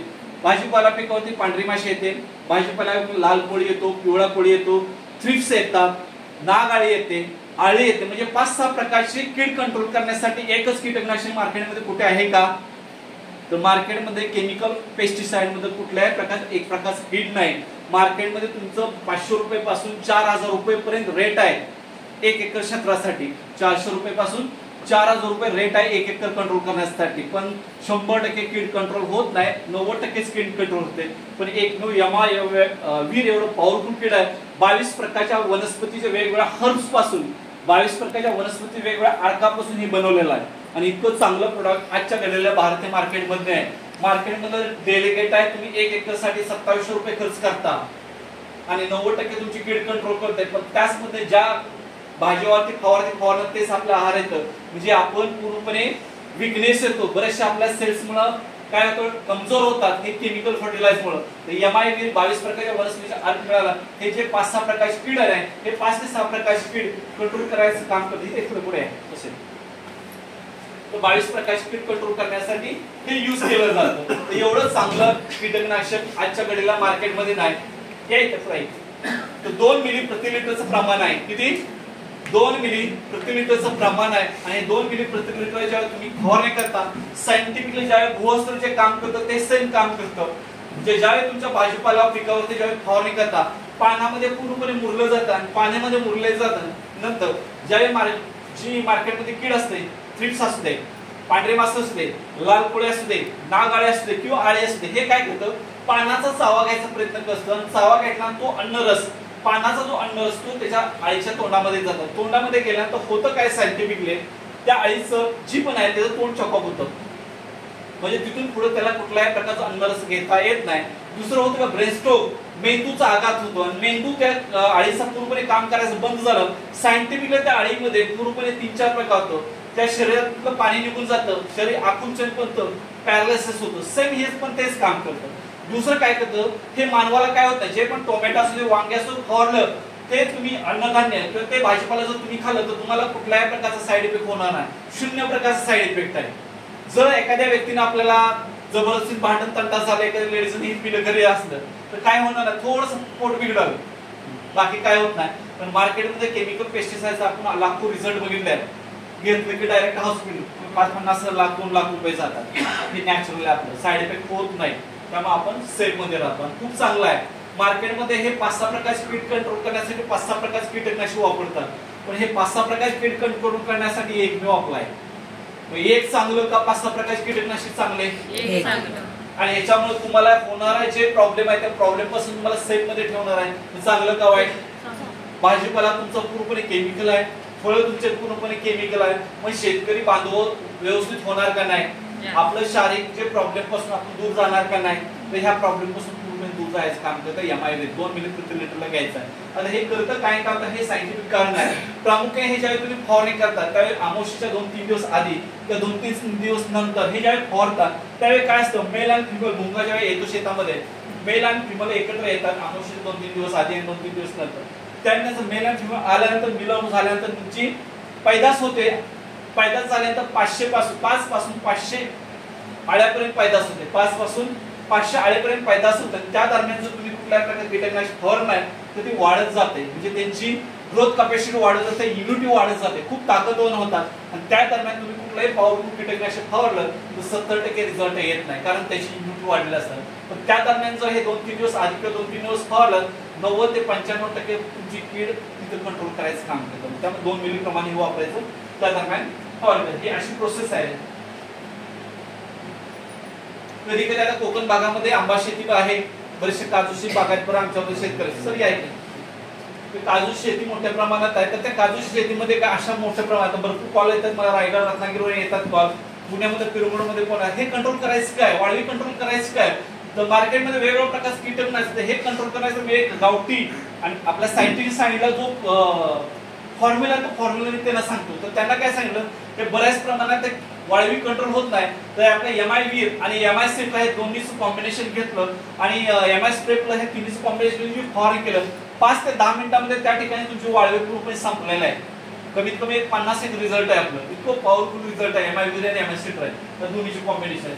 तर हा मेन ग्राउंड क्लाउड हॉपनावा स्पीड असतो, हे कंट्रोल करायचं काम केलं जातं. हे प्रमाण 2 मिली प्रति लिटरचं आहे. छोटे छोटे घरातलं ते पण पाणी दूर करायचं काम केलं. त्यानंतर MI प्रॉड आहे. आता MI प्रॉड म्हणजे काय, बुरशीनाशक आहे. आता बुरशी कुठल्या कुठल्या प्रकारचे आहेत, आज विचार केला तर 1 लाख प्रकारच्या बुरशी आहेत. पण आपल्या भागामध्ये आपण शेतकरी कमीत कमी 8 ते 10 प्रकारचे बुरशी आपल्याला माहित आहे. करपा येतो, कडा करपा येतो, त्यानंतर केवडा येतो, द्राक्ष बागामध्ये पूर्णपणे येतो, त्यानंतर तुमचे डाळिंबावरती जास्त रोग असतो. विचार केला तर आपलं दोडक्यावरती येतो, काकडीवरती येतो, साखऱ्यावर. हे 5-6 प्रकार बुरशीचे प्रकार आहेत. आणि बुरशीचा प्रकार कंट्रोल करण्यासाठी मार्केटमध्ये कमी कमी आपल्याला 30 ते 40 प्रकारचे कीटकनाशक आहेत. वेगवेगळ्या प्रकार सामान्य मिडल क्लास आणि टॉप क्रायटेरिया 3 म्हणजे काय, 300 रुपये पासून 6000 रुपये किलोपर्यंत रेट आहे. 300 पासून 6000 रुपये किलोपर्यंत रेट आहे. हे मार्केट मधलं. आता द्राक्षामध्ये बरेच आता सांगली भागामध्ये द्राक्ष बागायत आहेत, तर द्राक्ष बागामध्ये बऱ्याच प्रकारे मोठ्या प्रमाणात कीड आलेले असते. म्हणजे कुठले ॲक्रोबेट नावाचं कीटकनाशक बुरशीनाशक आहे, 4800 रुपये किलोचा रेट आहे, 4800 रुपये ॲक्रोबेट. त्यावेळी तुमचे ते फंगस कंट्रोल करायचं काम केलं. तर एकमेव एमआय प्रॉडक्ट एवढं आहे तर 100 प्रकारच्या बुरशी कंट्रोल करायचं. हे प्रामुख्याने प्रिव्हेंटिव्ह बेसिस आहे. आज जे पण मी कीटकनाशक किंवा प्रिव्हेंटिव्ह बेसिस तुम्ही तुमच्या शेतीमध्ये भाजीपाला पिकामध्ये यूज केलं, 90% प्रिव्हेंट केलं जर होऊन देत नाही. जर कुठल्या प्रकारचं कीड किंवा कुठल्या प्रकार फंगस आलं तर कव्हर करायचं काम करतो. म्हणजे 2 in 1 आहे. आता हे काय करतं, ह्याच्यामुळे 2 मिली प्रति लिटर ज्या तुम्ही फवारता सर्व प्रकारचे बुरशी कंट्रोल करायचं काम करतो. पहिल्यांदा येऊन देत नाही. जर काय आले असेल तर तेही कव्हर करायचं काम करतो. फॉर एक्झाम्पल जळगाव भागामध्ये मोठ्या प्रमाणात येतं. जळगाव भागामध्ये मोठ्या प्रमाणात काय आहे, केळी शेत आहे. तर केळीमध्ये प्रामुख्याने सिगाटोका नावाचा रोग आहे. म्हणजे पान काळं पडतं. कान पडलं की तुमचं 30 ते 35% तुमचं उत्पन्न घटतं. तर हे ज्या तुम्ही फवारत्या जवळ दुसऱ्या ते तिसऱ्या दिवसामध्ये सिगाटोका नावाचा रोग पूर्णपणे कंट्रोल करायचं काम करतो. बुरशीचा इतकं पॉवरफुल प्रोडक्ट आणि खूप चांगला आहे, रिझल्ट ओरिएंटेड आहे. साईड इफेक्ट नाही. आता आपल्या भागामध्ये काय किंवा आपल्या भागामध्ये सोयाबीनचं प्रमाण असतं, टोमॅटोचं प्रमाण असतं, त्याच्यावर जर ही फवारणी 2 मिलं तर बऱ्यापैकी 99% कसल्या प्रकारचे फंगस कंट्रोल करायचं काम करतं आणि येऊन देत नाही. तर ह्याचा कालावधी 30 दिवसाचा आहे. मार्केटमध्ये यूज केलं 10 ते 15 दिवसांनी यूज केलं. बराच आपला काय ढोबळी किंवा ढोबळी मिरचीचा आहे, 1 दिवसांनी फवारणी करता येईल. हे कसं कृषी सेवा केंद्रवाल्यांनी काय तुम्हाला बंबारमेंट करून रोज 1 दिवसांनी फवारणी करा हे वस्तुस्थिती नाही. तर हा बिझनेस माइंड आहे, त्यांची पॉलिसी आहे. असं नाही. ज्यावेळी तुम्ही स्टेप बाय स्टेप सिस्टीमनं जर फवारणी केला तर 30 दिवसातनं 15 दिवसातनं फवारणी करता. म्हणजे 70 ते 75% जो रासायनिक खताचा जो खर्च होतो तो कंट्रोल करायचं काम करतं. बुरशी असू दे कीटकनाशक खूप पॉवरफुल आहे आपलं एमआय 2 मिली प्रति लिटरनं कंट्रोल. हा तर सिगाटोका नावाचा रोग आहे. असा होतो कंट्रोल होत नाही मार्केटमध्ये, खर्च भरपूर जातो. हे कंट्रोल करायचं काम करतं. डाळिंबावरती पण भरपूर प्रमाणात टिके असतो, कंट्रोल करायचं होतं. कारण हे भाजीपाला वेगवेगळ्या प्रकारचा आहे. ऊसामध्ये पण असतो आपल्या कधी कधी कुजवा असतो. हे छोटे छोटे रोग आहे, हे कंट्रोल करायचं काम करत असतं. आता हे होतं काय, झाडांची एखादी फांदी सुकणे, पाण्यामध्ये काळपट डाग येणे, पिवळे डाग येणे, फंगस, हे सर्व प्रकारचे कंट्रोल करायचं काम एमआय प्रॉडक्ट होतं. 2 मिली प्रति लिटरला घेऊन तुम्ही 15 दिवसांनी स्प्रे करू शकता. हे शॉर्टमध्ये तुम्हाला सांगितलं आहे. त्यानंतर आपलं सीड ट्रीटमेंट, बरेचसे भाजीपाला हे बियाणं असतं, सोयाबीन बियाणं असतो की भात, तुम्ही सीड ट्रीटमेंट करू शकता. म्हणजे काय, 1 एकर क्षेत्र असतं, 1 एकरसाठी 2 लिटर पाणी घ्यायचं. 2 लिटर पाणीमध्ये 50 ml ते 100 ml तुम्ही घेऊ शकता एमआय प्रॉडक्ट. त्याच्यामध्ये ग्रो मॅजिक ॲडव्हान्स घेऊ शकता 50 ग्रॅम, एमआय स्प्रे घेऊ शकता 20 ml ते 25. हे तिन्हीचं कॉम्बिनेशन एकत्र घेऊन जर तुम्ही हिचे सीड ट्रीटमेंट केलं, सोयाबीन बियाणं खूप चांगलं येतं. हरभरा आता सीझन आहे, हरभरा चांगला येतो, गहू चांगला येतो, चांगल्या प्रमाणात सीड ट्रीटमेंट होतो. म्हणजे फंगस राहत नाही, हे काम केलं जातं. असं आहे ना प्रॉडक्ट. त्यानंतर ऊसासाठी हे प्रमाण दिलेलं आहे. त्यानंतर छोटे छोटे आपल्या नर्सरीमधून रोपं आणतं, त्या 2 लिटर पाणी घ्यायचं. 2 लिटर पाणीमध्ये 100 मिली एमआय प्रॉडक्ट घ्यायचं, 50 ग्रॅम ग्रो मॅजिक घ्यायचं, 20 ml तुझे एमआय स्प्रे घ्यायचं. 10 मिनिटं जर ही रोपं मुळं जर तुमच्या ह्या टाकामध्ये मुळत ठेवलं तर त्यांचं रिप्रोडक्शन किंवा तुमचं दुसऱ्या ते तिसऱ्या दिवशी सेटिंग चांगलं होतं. 90% फंगस पासून किडीपासून कंट्रोल करायचं काम करतं. ग्रोथ फास्ट होते. तुम्ही सीड ट्रीटमेंट किंवा मुळाची ट्रीटमेंट केल्यानंतर चांगल्या पद्धतीने आहे. आता हे बघायला गेलं तर भरपूर आहे, पण मेन पॉईंट आपण बघूया. त्यानंतर मेन एमआय सीड आहे, हे पण कीटकनाशक आहे. प्रामुख्याने हे कीटकनाशक कुठं वापरलं जातं, कोकण भागामध्ये, ज्या भागामध्ये आंबा शेतीचं मोठ्या प्रमाणात आहे, ज्या भागामध्ये भात शेतीचं प्रमाण, त्या ठिकाणी हे एमआय सीडचा यूज केला जातो. का तर त्या ठिकाणी ब्राऊन क्लाउड हॉपर नावाचा किडा, एक वेगळा प्रकारचा किडा आहे. दंश असतात, म्हणजे 2 सोंडे असतात. हे काय करतो, ज्यावेळी तुमचा मोहर आल्यानंतर ज्यावेळी छोट्या छोट्या कैऱ्या आल्या असतात, त्या कैऱ्याला हा ब्राऊन क्लाउड हॉपर काय दंश करतो. दंश केल्यानंतर त्या काळ्या तुमच्या ड्रॉप होतात, 30% 35% ड्रॉप होतात, गळ होते, त्यामुळे तुमचं नुकसान आंब्याला होतं. त्याच पद्धतीने भात शेतीमध्ये हे काय करतात, तर भात शेतीमध्ये रोप असतं मोठेचे मोठं, ज्यावेळी फ्लॉवरिंगला भात यायला लागला असतं त्यावेळी हा काय मध्यभागी हा ब्राऊन क्लाउड दंश करतो. दंश केल्यानंतर मध्यभागी त्या सोंडावर होत होतं, रस शोषण घेत होतो. रस शोषण केल्यानंतर जमिनीत मुळाद्वारे जे अन्नद्रव्य जे फ्लॉवरिंगला जातं, जे दाणं भरायला जातं, ते 30% 50% थांबतं, तिथे मिळत नाही. त्यामुळे तुमचं 30% 35% 40% नुकसान व्हायचं काम करतं. ब्राऊन क्लाउड हॉपर हे जर प्रिव्हेंटिव्ह बेसिसवर तुम्ही फवारणी केलं तर 90% तो येऊन येत नाही. जर आला असेल त्या ठिकाणी फवारणी केलं तर त्याच्यावर मगाशी सांगितलं तर आपण सायंटिफिक काम होतं. त्यामुळे एमआयसी 2 मिली प्रति लिटर हॉपर्स, मावा, तुटळे, कुंटळे ह्यासाठी आणि आमोशीच्या 2 दिवस आधी 2 दिवस नंतर फवारणी तर तुमचं त्याही प्रकाश कीड कंट्रोल करायचं काम केलं जातं. हा केला बघा काम करतो. भात शेतीमध्ये दंश करतो सगळं. बाकी टीमध्ये आता हे कुणासाठी सांगितलं तर ह्या कॉम्बिनेशन सांगितलं एमआयबी आणि एमआयसी एमआयस्प्रेटस वाळवी मोठ्या प्रमाणात असेल किंवा मोठ्या प्रमाणात कीड असते कुठल्याही औषधात जात नाही हे कॉम्बिनेशन आहे. तर ह्याच्यामध्ये फक्त एमआयबी किंवा एमआयसिट्रा असेल तर ह्याच्यामध्ये फक्त एकच एमआय प्रॉड फक्त मिक्स करायचं नाही कारण कॉपर बेस आहे त्यामुळे एमआय प्रॉड ह्या कॉम्बिनेशन मध्ये चालत नाही. फक्त एमआयबी एमआयसिट्रा एमआयस्प्रे हे कॉम्बिनेशन चालतं. तर ह्या प्रकारचे स्पीड कंट्रोल करायचं. त्यानंतर आपलं मेन आहे व्हायरस. आता व्हायरस कुठे तर बरेच आपलं भाजीपाला पटा इचलकरंजी भागामध्ये व्हायरस कुठं प्रामुख्याने पपई क्षेत्रामध्ये भरपूर प्रमाणात येतो. व्हायरस म्हणजे पानं पूर्णपणे त्या पानाच्या शिरा पिवळ्या पडलेल्या असतात आणि पानाच्या शिरा पूर्णपणे पिवळ्या पडल्यानंतर 70% त्या पानाची ग्रोथ होत नाही. का तर व्हायरस एक प्रकारचं हे आहे जीवाणू हे विषाणू आहेत आणि ते एक प्रकार विषाणू काय करतात तर ज्या शिरातला रस शोषून घेतला जातो म्हणजे त्या पानातलं हरितद्रव्य संपून टाकलेलं असतं क्लोरोफिल आणि तिथं स्वतःचं एक कोटिंग केलेलं असतं. त्यामुळे मार्केटमध्ये जे पण कुठलाही केमिकल फंगिसाइड किंवा कीटकनाशक फवारलं तर 90% कंट्रोलच होत नाही. तर एमआय आपल्या इंडियाकडचा व्हायरस जर 2 मिली प्रति लिटर फवारला असेल तो जो ही जीवाणू असतो जीवाणूला पूर्णपणे काढून टाकतो पूर्णपणे आणि त्याला हे कोटिंग करतात. कोटिंग केल्यानंतर ज्या पण शरीर राहिला नैसर्गिक क्लोरोफिल म्हणजे हरितद्रव्य निर्माणाला मदत करतं. म्हणजेच करतं काय जे पानं तुमचं पिवळं पडलेलं असतं शिरा पिवळा पडला स्टेप बाय स्टेप 30%, 35%, 40%, 50% पिवळ्या पडलेल्या शिऱ्या हिरवागार होतात. हिरव्या का होतात क्लोरोफिलची निर्मिती हरितद्रव्याची निर्मिती होते आणि ते सुस्थितीत यायला मदत करतं व्हायरस. त्यामुळे बऱ्यापैकी 2 फवारणी घेतला त्याच्यावर ऍडिशनल तुम्ही ग्रोमॅजिक फवारणी घेतलं बऱ्यापैकी तुमचं 70 ते 80% ते व्हायरस पासून ते गेलेलं झाड मूळ स्थिती यायला मदत करतं. असं आहे. त्यानंतर सगळ्यात महत्त्वाचं मॉडिफाय. आता मॉडिफाय म्हणजे काय तर पाण्याचा पीएच मेंटेन ठेवायसाठी प्रामुख्याने आपलं नदीकाठीचा शेतकरी बांधव आहे. आपल्या नदीकाठी शेतकरी बांधवाचं झालेलं काय अतिशय नदीतल्या पाण्यामुळं आणि रासायनिक खताचा अतिवापर केल्यामुळं आपली जमीन ही पूर्ण साल्टी झाल्यात. म्हणजे काय मिठाने पांढरशुभ्र झाल्यात आणि मिठाने पांढरशुभ्र झाल्यामुळं बऱ्याच प्रकारे केमिकल फर्टिलायझर आणि पेस्टिसाइडचा आपल्या शेतीवरती पण साईड इफेक्ट झालाय. त्यामुळे जे पण रासायनिक खत टाकतो त्याचा रिझल्ट फक्त 25 ते 30% येतात. 70% जे घटक असतात मॉलिक्युल असतात जमिनीमध्ये ऍसिडिटी पडून राहतात. तर हे जेव्हा तुम्ही जमिनीमध्ये टाकता त्यावेळी हे काय करतं एकरी 2 लिटरचं प्रमाण घ्यायचं. ज्यावेळी एकरी 2 लिटरचं प्रमाण घेतो त्यावेळी जमिनीमध्ये असणारे साल्ट कधी 7 ते 8 इंच खाली घालवायचं काम करतं. म्हणजे 6-7 इंच जमीन तुमची फर्टाईल सुपीक ठेवायची मदत करतं. त्याच पद्धतीने ज्यावेळी तुम्ही स्प्रेइंगला घेतं पाणी तर पाण्याचा पीएच मेंटेन ठेवायचं काम करतं. बऱ्याचशा आपल्या नदीकाठचं किंवा बोरचं किंवा विहीरचं पाणी असतं 8-8.5 पीएच असतो. हे जर तुम्ही पंपामध्ये 2 मिली प्रति लिटर घेतलं तर तुमचा 6.5 ते 7.5 पीएच मेंटेन ठेवायचं काम करतं आणि 7.5 ते 7.5 त्या पाण्याचा पीएच राहिला पण ते जर द्रावक ज्यावेळी तुम्ही फवारणीला घेता फवारणीला घेतल्यानंतर तुमचा रिझल्ट 90% चांगला येतो. आणि हे जर नाही वापरलं तेच तुम्ही पाणी यूज केला तर 30% तुमचा रिझल्ट येतो 70% रिझल्ट येत नाही. का तर केमिकल साल्ट मुळे त्या पानामध्ये पूर्ण ऍब्सॉर्ब करून घेत नाही तर हे पाणी पूर्ण नॅचरल करायचं काम करतं. आता पाण्यामध्ये मिठाचा अंश असेल तर ते कव्हर करतं पण मिठामध्ये पाण्याचा अंश असेल तर पाणी कव्हर करत नाही. तुमचं पाणी आहे त्याच्यात मिठाचा अंश आहे सॉल्टचं प्रमाण आहे त्या ठिकाणी यूज करून मीठ काढून टाकतं. बरेचसा उलटो सुलटो प्रश्न आहे. पाण्यामध्ये मीठ असेल तर काढून टाकतो पण मिठामध्ये पाणी असेल तर पाणी क्लिअर करत नाही साफ करत नाही. ते साधं सोपं आहे. 7.5 ते 7 पीएच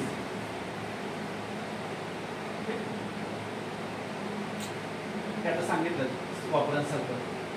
सगळ्यात महत्वाचं आहे इंडिया ग्रो ब्रँड का भारताला दिलेले देणगी आहे कारण हा यूज केला तर खूप मोठा आपला आहे. आज 10 लाख कोटीचं मार्केट आहे भारतीय मार्केट. शेतीमध्ये हे India grow natural product use केलं तर 10 लाख कोटी केमिकल फर्टिलायझर पेस्टिसाइड पासून आपण दूर आहे तर ते कव्हर करायचं हे काम करतं. सगळ्यात महत्वाचं म्हणजे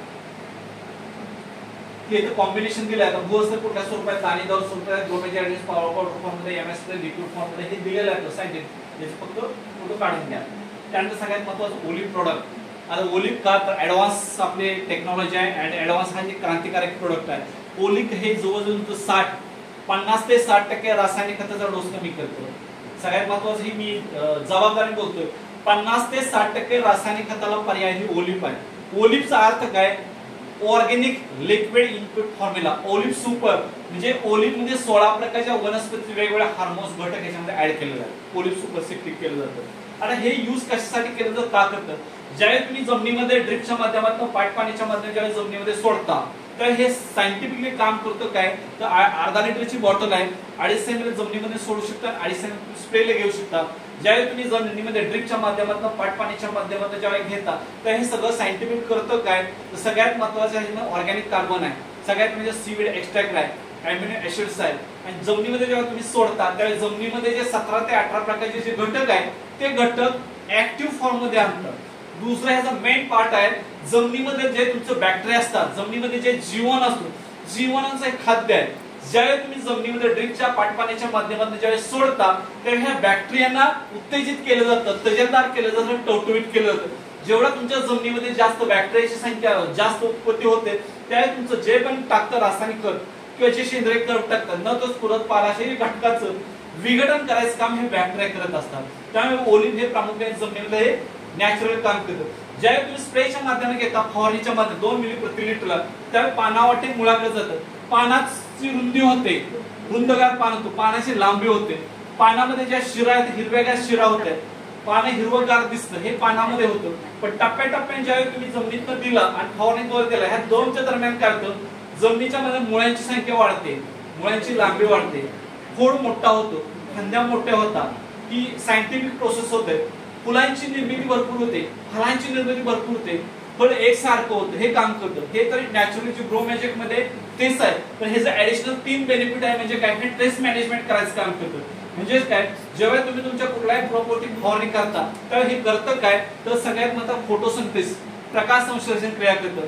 प्रकाश संश्लेषण क्रियामुळे दिवसा O2 ची निर्मिती जास्त होते ऑक्सिजनची आणि रात्री CO2 O2 COT मुळे रात्रीच्या दरम्यान तुमच्या पानामध्ये क्लोरोफिल हरितद्रव्याची निर्मिती भरपूर होते.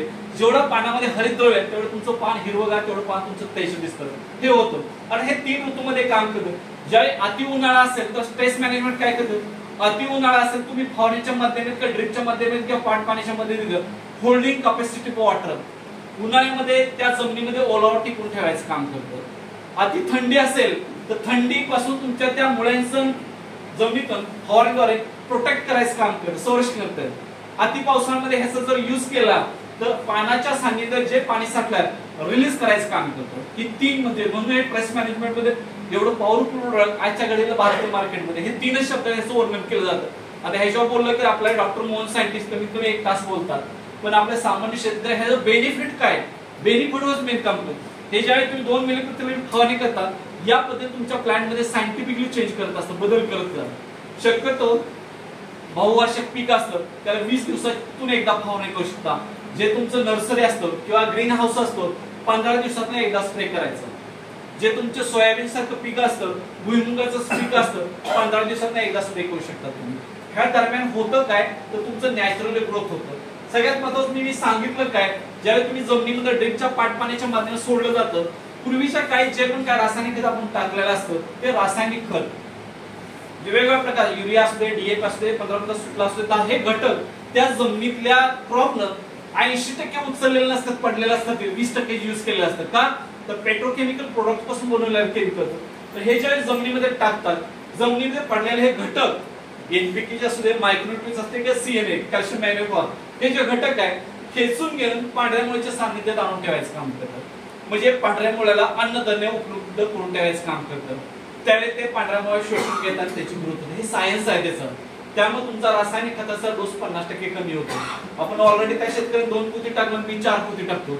मी 4 टाकले तो 6 पोती. एकमेकांना शेतकऱ्यांनी रेस लागले स्पर्धा लागले असते त्यापेक्षा माझं पीक चांगलं. पण त्या पिकाला जमिनीमध्ये आहे काय तुमचं बॅक्टेरिया बघा.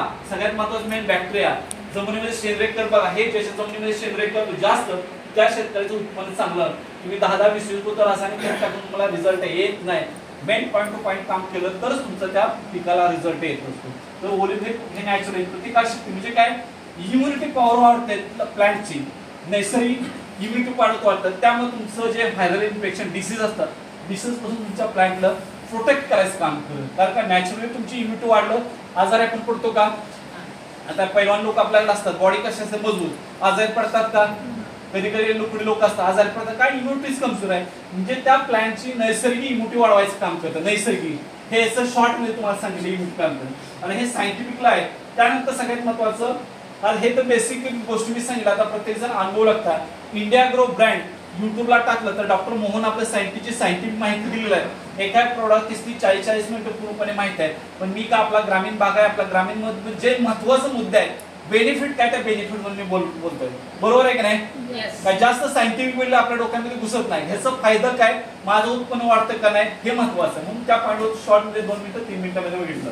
त्यानंतर बऱ्यापैकी आपला हा सांगलीचा पट्टा, हा कराडचा पट्टा, साताराचा पट्टा, मेन आपला हा ऊस बागात पट्टा आहे. कुठला आहे? बऱ्यापैकी सगळे ऊस बागायत शेतकरीच आहेत. ऊस बागायत सोडून बाकीच कोणाचं आहे? ऊस बागायतदार कोण कोण आहे?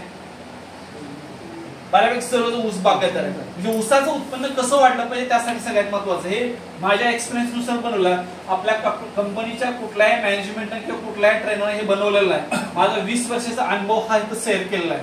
तो शेअर केला तर तुम्ही तुमच्या ज्या ऊसाच्या प्रॉब्लेम की आडसाली ऊसासाठी आहे, कारण ऊसाच्या 3 प्रकार आडसाले असते, पूर्व हंगामाचे सुरू असे तिन्हीसाठी वेगवेगळं असतं.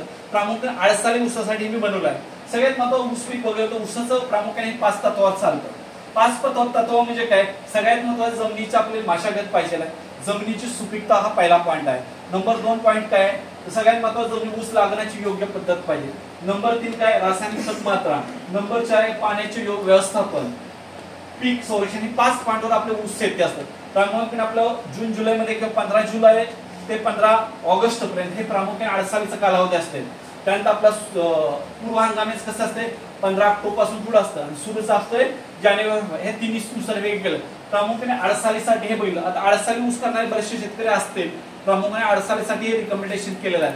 ज्यावेळी तुम्ही तुमच्या शेतामध्ये ऊसाच्या शेतामध्ये जास्तीत जास्त उत्पन्नाची निर्मिती करत, बरेच आता बऱ्यापैकी माझ्या 500 पेक्षा जास्त शेतकऱ्यांचा ग्रुप आहे जे शेतकरी वर्षाला एकरी 100 टनाच्या पुढे 80 टनाच्या पुढे 105 टन 110 टन करण्याचा, आणि त्यांचा कॉमनली हा डेटा आहे, त्यांच्या अनुभव. सगळ्यात महत्त्वाचा हा डेटा अशा ग्रेट व्यक्तिमत्वाच्या मदत मिळाला. आणि महाराष्ट्रामध्ये नाही तर भारतामध्ये नामांकित वर्ग आहे. तर माझे मित्रच आहे, आमचे गुरुवर्ग आहे. डॉक्टर बाळकृष्ण जमदार हे सायंटिस्ट आहे कोल्हापूर जिल्ह्यामध्ये, तर ते आमचे गुरुवर्ग आहे. त्यांच्या माध्यमातून हा डेटा केलाय. दुसरं डॉक्टर BR मराठे, दुसरं डॉक्टर BP पाटील हे महात्मा फुले कृषी विद्यापीठामध्ये होते. आणि ह्या 3 सायंटिस्टच्या माध्यमातून सांगली जिल्ह्यामध्ये आमचा जो 100 टन 150 टन 170 टन आज त्यांच्यामध्ये 200 टन प्रति एकर कांद्याचं उत्पन्न, पण रासायनिक प्लस नॅचरल हा आहे, पण तो मोठा खर्च आहे. पण त्यातला जवळजवळ 30%चाच मी हा डेटा घेतला. 30% तुम्हाला, कारण सर्वसामान्य शेतकऱ्यांना मोठा खर्च परवडत नाही. कमी खर्चामध्ये जास्तीत जास्त आपलं उत्पन्न वाढवलं पाहिजे. त्यामुळे ऊसाचं उत्पन्न वाढवण्यासाठी 5 तत्व महत्वाचं आहे.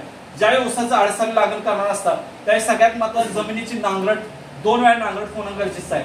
रोटरनं मशागत होणे गरजेचं आहे. हे झाल्यानंतर जमिनीमध्ये जो सेंद्रिय कर्ब मेंटेन करायचं.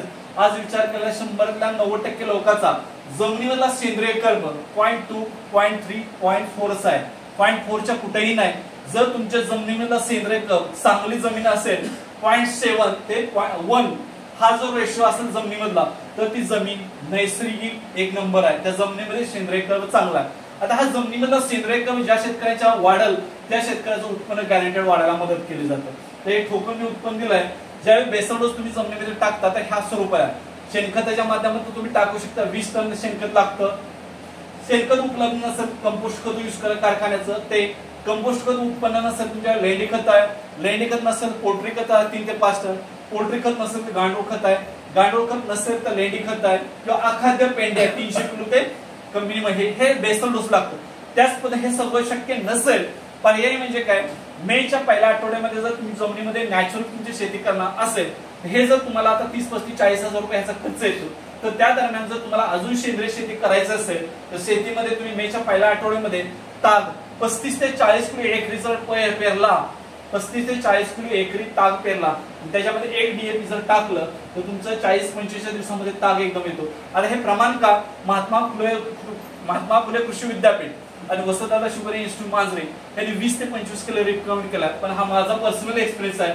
35 ते 40 किलो तुम्ही ज्यावेळी युज करता त्यावेळी तुमचं ताग तर उचलतो, पण तागाची जी काडी असते बारीक असते. ज्यावेळी तुम्ही कमी प्रमाणात युज करता 20-25 तागाची काडी मोठी असते, त्यामुळे कुजण्याची प्रोसेस आहे ना वेळ लागतो. आणि हे 35-40 किलो युज केल्यानंतर काय भरपूर मला 25 दिवसामध्ये येतो. कापायचं जमिनीमध्ये काढायचा.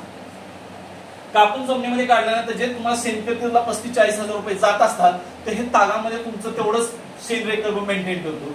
आज बऱ्यापैकी 90% शेतकरी तागाच्या नादाला लागत नाही. झटकेन पाहिजे जमीन तापली पाहिजे, सेंद्रिय कर्ब मेंटेन कर. हे मेन सायन्स आहे, मी मला सांगत नाही. वसंतदादा शुगर इन्स्टिट्यूटने सांगितलंय, महात्मा फुले कृषी विद्यापीठाने सांगितलंय, तर त्यांचं हे आहे तेच मी तुमच्या पुढे प्रेझेंट करायचं पाहतो. हा महत्वाचा आहे. त्याच पद्धतीने ज्यावेळी रासायनिक खताचा डोस तुम्ही तुमच्या जमिनीमध्ये टाकता, ऑलरेडी आता बेसल डोस आपण टाकत असताना वेगळा आहे, 10-26 असला वेगळा डोस असतो, डीएपी असेल तर वेगळा असतो, 15 सुपला असतो तर वेगळा असतो, 12-32-16 असेल तर वेगळा असतो, single urea single super phosphate असतो वेगळा असतो, 18-10 असतो, 12 हे वेगवेगळ्या प्रकारचे संमिश्र खत आहेत आपल्या भागामध्ये. हे वेगवेगळं तुम्हाला कृषी सेवा केंद्र काय सांगतात त्यानुसार तुम्ही टाकत असता. पण सायन्स काय सांगतं, वसंतदादा शुगर इन्स्टिट्यूट मांजरी काय सांगतं, ज्यावेळी तुम्ही आळसाली 1 एकर ऊस करता तर 1 एकर ऊसाला केमिकल फर्टिलायझर किती टक्के लागतं, तर सरासरी मी ढोबळ मला सांगतो. अरे बरं सर, डिपेंड तुमच्या जमिनीमध्ये नत्र स्फुरद पालाश हे काय, ज्यावेळी मातीचं परीक्षण करतं त्यावेळी करेक्ट असतं, पण हे ढोबळ मला मी सांगतो. ज्यावेळी तुम्हाला 1 एकर क्षेत्र डेव्हलप करायचं आहे तर 1 एकर क्षेत्र डेव्हलप करण्यासाठी युरिया 250 ते 270 किलो युरिया लागतो वार्षिक 14 महिन्यामध्ये. सुपर फॉस्फेट 150 ते 170 किलो सुपर फॉस्फेट लागतं. पोटॅश 150 ते 170, हे सरासरी डोस सांगितले. हे मार्केटमध्ये ज्यावेळी तुम्ही कृषी सेवा केंद्राकडे जाता, हे 2 पोती टाका, 3 कुठलाही कंटेनर त्यांना जे फायदेचं आहे कृषी सेवा केंद्रात, फ्युमिक ऍसिड टाका, सीवेड एक्स्ट्रॅक्ट टाका, त्यांना फायदेच ते तुमच्या गळ्यामध्ये, पण त्याचा फायदा फक्त तुमच्या शेतकरी फक्त 5% असतो.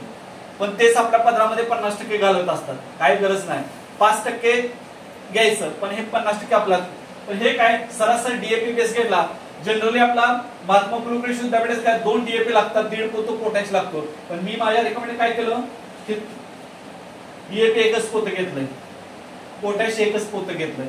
त्याच पद्धतीने मॅग्नेशियम 25 किलो. गंधक हे टाका, जेवढ्या तुमच्या जमिनीमध्ये गंधक असेल तर जमिनीचं सच्छिद्रपणा किंवा जमिनीमध्ये मॉइश्चरपणा, जमिनीमध्ये भुसभुशीतपणा हे गंधकाने वाढतो. त्यानंतर सूक्ष्म मायक्रोन्यूट्रन 20 किलो रेकमेंडेशन केलेल्या विद्यापीठात मी 10 किलो घेतोय. त्यानंतर सगळ्यात महत्त्वाचं भूवस्त्र आपलं 4 किलो वापरायचं. भूवस्त्र 4 किलो आपलं वापरायचं. सगळ्यात महत्त्वाचं ग्रो मॅजिक ऍडव्हान्स 300 ग्रॅम. आता ग्रो मॅजिक ऍडव्हान्स 300 ग्रॅम वाढवलं म्हणजे काय तिकडचा खर्च इथे तुम्ही काढला तर असा नाही. तुम्हाला काय रासायनिक खत ज्यावेळी तुम्ही आता 100% ऑर्गॅनिक तुमची शेती तुमची करायला गेला तर 100% पटकन ऑर्गॅनिक होणार नाही. हे 3 स्टेप आहेत. पहिलं वर्ष, दुसरं वर्ष, 3 वर्षामध्ये तुमची शेती ऑर्गॅनिक होणार, सेंद्रिय होणार. तर टप्पा नंबर 1 50% रासायनिक खताचा वापर केला आणि 50% आपला ऑर्गॅनिकचा वापर केला. ह्याच्यामुळे काय होता, 300 ग्रॅम ग्रो मॅजिक, भूवस्त्र 4 किलो जमिनीमध्ये तुमचे कुंडी कंट्रोल करायचं काम करतं. आणि भूवस्त्र वापरल्यामुळे जे पण तुमचं डीएपी 1 पोत आहे 2 पीठचं पोतं निर्मित होते. हे जे पण डोस टाकला त्याचं मल्टिप्लाय डबल होतं. म्हणजे रासायनिक खताचा डोस डबल करायचं हे काम करतं. जमिनीमध्ये ज्यावेळी 1 डोळा कांडी, आणि हे टाकायचं आहे कधी, ज्यावेळी तुम्ही जमिनीमध्ये 1 डोळा कांडी किंवा 2 डोळ्या कांडी किंवा लावायच्या आधी, त्यावेळी 1 डोळा किंवा 2 डोळ्या कांडी हे लावायची पद्धत आहे. म्हणजे हे काय ऊस लागण योग्य पद्धत सगळ्यात महत्त्वाचं. आता ते कशावर डिपेंड आहे, तर जमिनीची रचना 1 एकर 2 एकर मोठं असतं, सरासरी 4 फूट पाहिजे का 4.5 फूट पाहिजे का 5, हे गणित आहे. आणि माझं गणित आहे, ज्या शेतकऱ्याने गेल्या 20 वर्ष 30 वर्ष सक्सेस झाला तर त्यांचा हा डेटा मी सांगतो. का सगळ्यात महत्त्वाचं ऊसाची लागण पद्धतीतच आपले शेतकरी बांधव. पूर्वीच्या काळी काय 2.5 फुटाची सरी असायची, 3 फुटाची सरी असायची, त्यांचं उत्पन्न तुमचं 35 टन 36 टन 40 टन म्हणजे नाही चांगल्या शेतकऱ्याने. पण आता त्याच्यामध्ये क्रांती झाली. 45 50 60 70 80 90 100 110 मॅक्सिमम आमचे इस्लामपूरचे मित्र आहेत 168 टनाचा एशिया खंडातला हायेस्ट रेकॉर्ड आहे त्यांचं. अशोक खत आमचे इस्लामपूरचे मित्र उरणातले 168 टन उत्पन्न काढलं त्यांनी 1 एकर क्षेत्रामध्ये 8 सालीला. तर हे टेक्निक त्यांचं फक्त 30% टेक्निक आहे. आपले शेतकरी म्हणते एवढा डोस आम्हाला परवडत नाही. पण ते हे करत असताना ज्यावेळी तुम्ही सीड ट्रीटमेंट करत असता, ऊसाचे 1 डोळा किंवा 2 डोळे कांडी करत असताना त्यावेळी वापरायचं काय, ज्यावेळी तुम्ही 1 डोळा किंवा 2 डोळे कांडीचं आहे, ऊसाची लागण सरी तर तुम्ही 4.5 फूट ठेवली, 2 रोपामधलं अंतर किंवा 2 डोळ्यामधलं अंतर 1.5 फूट ठेवायचं. जेव्हा 1.5 फूट मधलं अंतर 4.5 फूट सरी तर 6300 ते 6400 तुमचे डोळे लागतात 1 एकरला. 6300 ते 6400 तुमचे डोळे लागतात. आता 6300 रोपांनाच आपल्या डोळ्यांनाच डेव्हलप करायचा आहे. तर पुढे हा बेसल डोस जमिनीमध्ये टाकला, सरीमध्ये टाकला, मुजवून घेतल्यानंतर 1 डोळा किंवा 2 डोळ्याची कांडी, 1 डोळा पकडा, 1.5 फूट मिनिमम अंतर ठेवायचं. 6300 तुमच्या डोळ्याला. आता हे डोळे ज्यावेळी तुम्ही जमिनीत लावणार त्यावेळी सीड ट्रीटमेंट महत्वाचं आहे. म्हणजेच काय, एक बकेट घ्यायचं 50 लिटरचं किंवा मोठं बॅरल घ्या. त्या बॅरल मध्ये काय करायचं, आपलं एमआय फ्राउड 250 ml टाका, ग्रो मॅजिक ऍडव्हान्स 50 ग्रॅम टाका, एमआय स्प्रे 25 मिली टाका 30 मिली, त्यानंतर तुमचं एमआय वीर 100 ml टाका. ते सोल्युशन टाका आणि त्या सोल्युशन मध्ये ह्या कांड्या मिनिमम अर्धा तास बुडवून ठेवायच्या. अर्धा तास बुडवायचं. त्यानंतर आपलं प्लांटेशन करायचं घ्यायचं. ह्या दरम्यान होतं काय, ज्या पण तुम्ही एक डोळा कांड्याला लावता तर कांड्याच्या साईडला जे आपलं कट केलं असतं उसाचा भाग असतो फंगस लागत नाही. जर तुम्ही विदाउट सीड ट्रीटमेंट केलं तर फंगस लागते, कांड्या कुसतात. तर ह्या ट्रीटमेंट केलं फंगस लागत, प्रोटेक्ट केलं जातं. डोळा असतो, डोळ्यामध्ये कुठल्या प्रकारची कीड लागत नाही, फंगस लागत, कारण काय MIV वापरलाय. ज्यावेळी तुम्ही जमिनीमध्ये लावता, ज्यावेळी 17-18 दिवसांना कांडी उगवायला प्रयत्न करता, हेच 7व्या ते 8व्या दिवशी तुमचा डोळा बाहेर येतो. 7व्या ते 8व्या दिवशी डोळा म्हणजे 15-16व्या दिवशी एवढे 1 वीतपर्यंत येतात. हे सगळ्या ह्या बेसल डोस. त्यामुळे हे खूप महत्वाचं आहे. त्यामुळे बेसल डोसच्या माध्यमातून एक डोळा कांडी टाकली, जमिनीमध्ये टाकली, त्यामुळे तेही केलं. आणि हे केल्यानंतर सगळ्यात पॅक साईडला घ्या, पाणी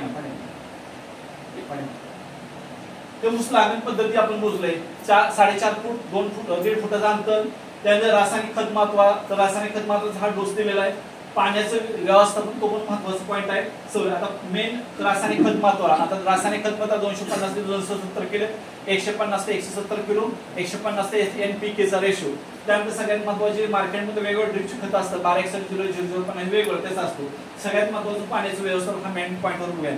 सगळ्यात मध्ये ज्यावेळी पाण्याचं व्यवस्थापन आपला हा नदीकाठचा भाग आहे, शेतकरी मुबलक पाणी सोडतात, घरातनच फोनवरच ॲटोमायझेशन असतं.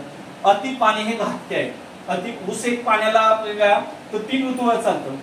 3 म्हणजे काय, वातावरण महत्वाचं आहे, पाण्याचं व्यवस्थापन महत्वाचं आहे आणि खत महत्वाचं. ज्यावेळी ऊसाचं तुम्ही अडसाळी घेता तर 20% सगळ्यात महत्वाचं वातावरण, 70% पाण्याचं नियोजन, 8 ते 10% खताचं. हे 3 ह्याच्यावर आपलं ऊसाचं क्षेत्र चालत असतं आणि 3 ह्याच्यावर करतात. आता बरेचसे आपले शेतकरी 1 एकर 2 एकर 3 एकर असतात, शेतामध्ये काय 10-10, 15-15 सऱ्या असतात, पाणी एकदम सोडून देतात. 10-15 मध्ये सऱ्यात पाणी एकदम सुटतात. पूर्वी काय 10-15 वर्षापूर्वी आपलं खांड पद्धती होतं, पाणी सरीन वाकुळ असं फिरतं पाणी असायचं.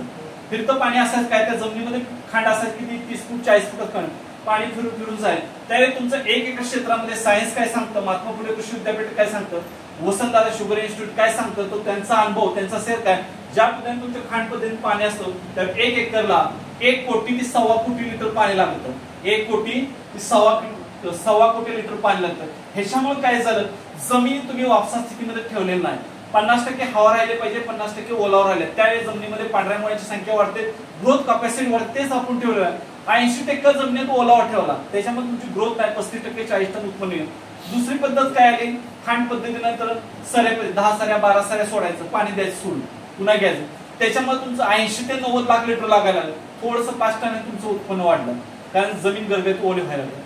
त्यानंतर डेव्हलपमेंट झाली, त्यानंतर काय 2-2 सऱ्यानं सोडायला लागलं पाणी, पाणी पुसलं की बंद करायचं. 80 ते 90 लाख लिटर 70 लाख लिटरवर आले.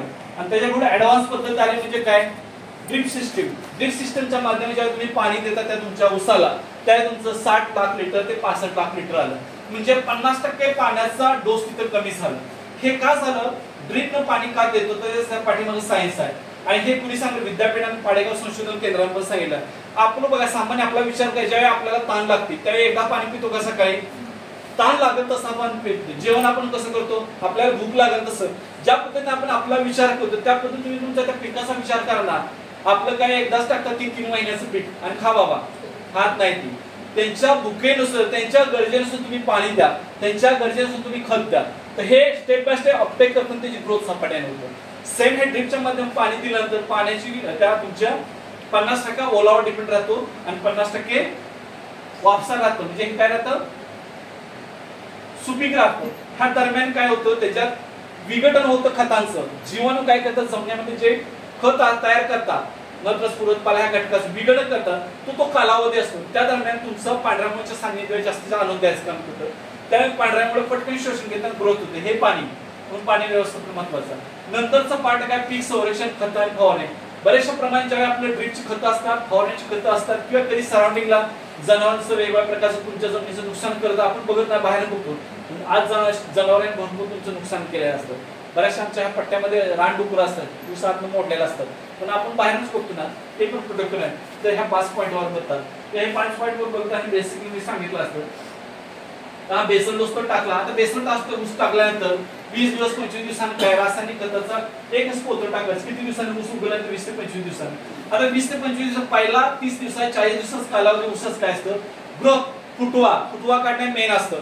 त्यासाठी नत्राचा युज करायला, म्हणजे 25 एक पोतच युज केलंय. ऊस उगवल्यानंतर 25 दिवसांना 2 टाकायचं. ह्याच्यामुळे काय होतं, तुमच्या ऊसामध्ये तुम्हाला जे अपेक्षित आहे तेवढं ऊसाचा फुटवा राहतो. 45 दिवसांमध्ये तुमचे 6 ते 7 फुटवे येतात आणि हे 2 पुती टाकल्यानंतर 60 ते 70 दिवसांत तुमचे 8-10 फुटवेपर्यंत जातात. म्हणजे 60 ते 70 दिवसांनी काय होतं, तुमच्या फुटव्यांची संख्या मेंटेन करण्यासाठी बाळभरणी करणे गरजेचं आहे. आता बाळभरणी इकडे करतात का शेतकरी लोक? बाळभरणी बरेच जण करतात, बाळका करत नाही. आता बाळभरणीचा उद्देश काय, ज्यावेळी तुमच्या ऊसाला जास्त फुटवा येतो, फुटवा कंट्रोल करण्यासाठी बाळभरणी करायचं असते. म्हणजेच काय, हे रोपाच्या खाली 4 इंच 5 इंच 6 इंच माती एक्स्ट्रा लावायची. एक्स्ट्रा माती लागल्यानंतर जे खाली जमिनीतून एक्स्ट्रा येणारा फुटवा ते कंट्रोल करायचं काम करण्यासाठी बाळभरणी करतो. आता बाळभरणीसाठी वसंत दशुर इन्स्टिट्यूटने सांगितलेला आहे डोस. आपला डोस काय बाळभरणीसाठी बघा. बाळभरणीसाठी पोटॅश एकच पोत आहे, 44 एकच पोत आहे, युरिया 25 किलो, ब्रोमॅजिक ऍडव्हान्स 100 ग्रॅम. ह्याच्यामुळे काय झालं, जे पण तुमचं 8 ते 10 फुटवेला असतात, जोमदार सशक्त फुटवे होतात. जोमदार म्हणून हे गरजेचं आहे. आणि हे का, जर फुटव्याची संख्या 10-12 असेल, जास्त संख्या असले हे करणं गरजेचं आहे. फुटव्याची संख्या कमी असेल 4-5 तर बाळभरणी करायची नाही. संख्या जास्त असेल तर करायची आणि संख्या कमी असेल तर करायची नाही. सगळ्यात महत्त्वाचं हा बाळभरणीसाठी टाकलं. आता बाळभरणीसाठी 8 ते 10 तुमचे फुटवे सशक्त आले, सिलेक्टेड फुटव्याने सिलेक्ट करायचं. कारण 10 फुटवे तुमच्या जमिनीला असतील 6000 डॉलर, 10 × 60 60,000 तुमचे ऊस येतात जमिनीमध्ये. त्या 60,000 ऊसाने डेव्हलप करायचं काम करतो. हे करत असताना 3 महिने 4 महिने 5 महिने ज्यावेळी जातात, त्या 3-4 महिन्यामध्ये होतं काय, एक्स्ट्रा ज्या फुटवा असतात त्या काय करतात, सूर्यप्रकाशाची किरणे हे पानावरती पडत असतात. ज्यांना सूर्यप्रकाश मिळतो त्यांचं अन्नद्रव्य तयार होतो, क्लोरोफिल तयार होतो, तेच वाढतात.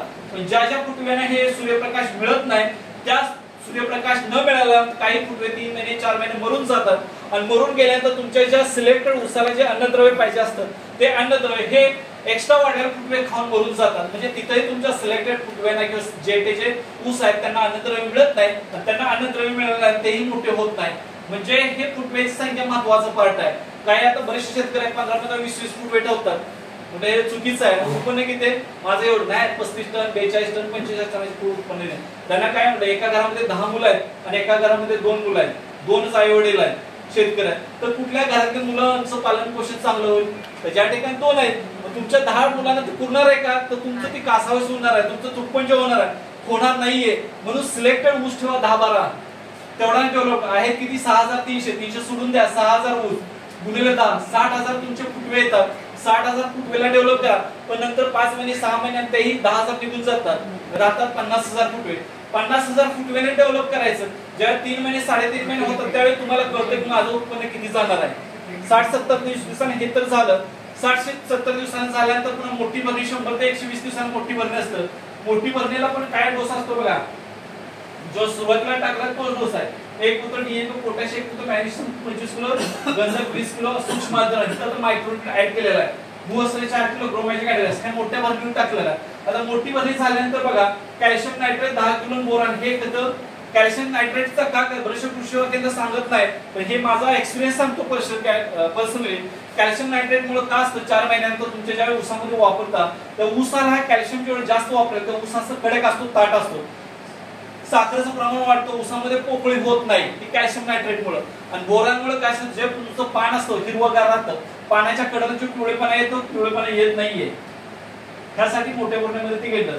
मोठी भरणी झाल्यानंतर 15 दिवसांनी कॅल्शियम नायट्रेट 10 किलो, बोरान हे करायचं. तसेच तिथून पुढे प्रत्येक महिन्याला कॅल्शियम नायट्रेट 2 किलो आणि अॅमिनो ऍसिड लागण केल्यानंतर 15 दिवसांनी जीवाणूंची आळवणी हे इम्पॉर्टंट पार्ट आहे. आपलं ब्रोमॅजिक ऍडव्हान्स चांगला आहे का आहे बेटर, पण तुम्हाला उत्पन्न 80 टनाच्या पुढे 100 टनाच्या पुढे करायचं असेल, ऍडिशनल हा माझा पर्सनल तुमचा अनुभव दिला आहे. हे एज्युकेटेड जीवन आपल्याला मिळतात, 100 रुपये 150 रुपये लिटर मिळतात. एकरी 1 litre, PSB 1 litre, KSB 1 litre हे तुम्ही ज्यावेळी तुम्हाला लागण केल्यानंतर 10 ते 15 दिवसांनी सोडायचं. आणि मोठी भरणी झाली तर 10 ते 15 दिवसांनी हे 2 कालावधीमध्ये हे जीवन जर तुमच्या जमिनीमध्ये सोडलं, बॅक्टेरियाची उत्पत्ती भरपूर. बॅक्टेरियाची उत्पत्ती झाल्यानंतर जमिनीमध्ये जे पण तुम्ही रसायन टाकलं असतं किंवा वेळ त्याचं विघटन फास्ट करते. विघटन फास्ट झालं की तुमची क्रॉपची वाढ झपाट्याने होते. आणि क्रॉपची वाढ झपाट्याने झालं अपेक्षित तुम्हाला पीक चांगलं येतं, ऊसाची साईज येतं, कांड्याची लाईफ. त्यासाठी कॅल्शियम नायट्रेट मी का घेतलं, तर कॅल्शियम नायट्रेट कांड्याची लांबी होते, कांड्याची जाडी होते. आणि शेवट 12, 13, 14 महिने पण तुमचं शेवटपर्यंत ऊसाची कांडी आहे एकसारखी लांब राहते. बऱ्याचशा हजारो शेतकऱ्यांचं मी बघतो 12, 13, 14 कांड्यापर्यंत ऊसाची लांबी चांगली आहे, पण तिथून पुढे कांड्याची लांबी कमी होते. बरेचसे शेतकरी पण त्याला ते सहमत असते. बऱ्याच शेतकऱ्यांचं होतं का असं, ऊस ज्या तुमचा 20, 30, 40 कांड्या असतो, ठराविक कांड्यास 12, 15 कांड्या पण लांबड्या, तिथून पुढे कांड्याची साईज कमी पडते का? तर आपण काय करतो शेतकरी बंधू, जे पण कृषी सेवा केंद्राने आपल्याला डोस दिला त्या डोसनुसार आपण टाकत असतो. हा मला पर्सनल एक्सपिरियन्स तुमच्या शेअर करतोय. याच्या माध्यमातून काय झालं तर त्या पिकाला तुम्ही जून महिन्याचा डोस टाकला तिथून पुढे टाकत नाही. जून झाला, जुलै झाला, ऑगस्ट, सप्टेंबर, ऑक्टोबर 5, 6, 7 महिन्यानंतर काहीच मिळत नाही. काही न मिळालं ऊसाच्या कांड्याची लाईन साईज कमी असते. त्यामुळे तुमचं वजन 60 टन 70 टन मॅक्झिमम चांगला का 80 टनापर्यंत उत्पन्न. हे प्रामुख्याने 80 टनाच्या पुढे 100 टनाच्या पुढे हे गाईड तुम्हाला केलं. यापुढे जमिनीचं तुमचं माती परीक्षण केलं तर त्या माती परीक्षणानुसार हा बदल होऊ शकतो. त्यामुळे तुमचं उत्पन्न वाढायला मदत करतं. त्यामुळे हे 2 प्रकाश मी दिले. लागण केल्यानंतर 15 दिवसांनी हे करायचं आणि मोठी बनी झाल्यानंतर 10 दिवसांनी जीवाणू. आळवणी पहिली फवारणी काय करायचं ड्रेसिंग ते पण इथे सजेस्ट केलं.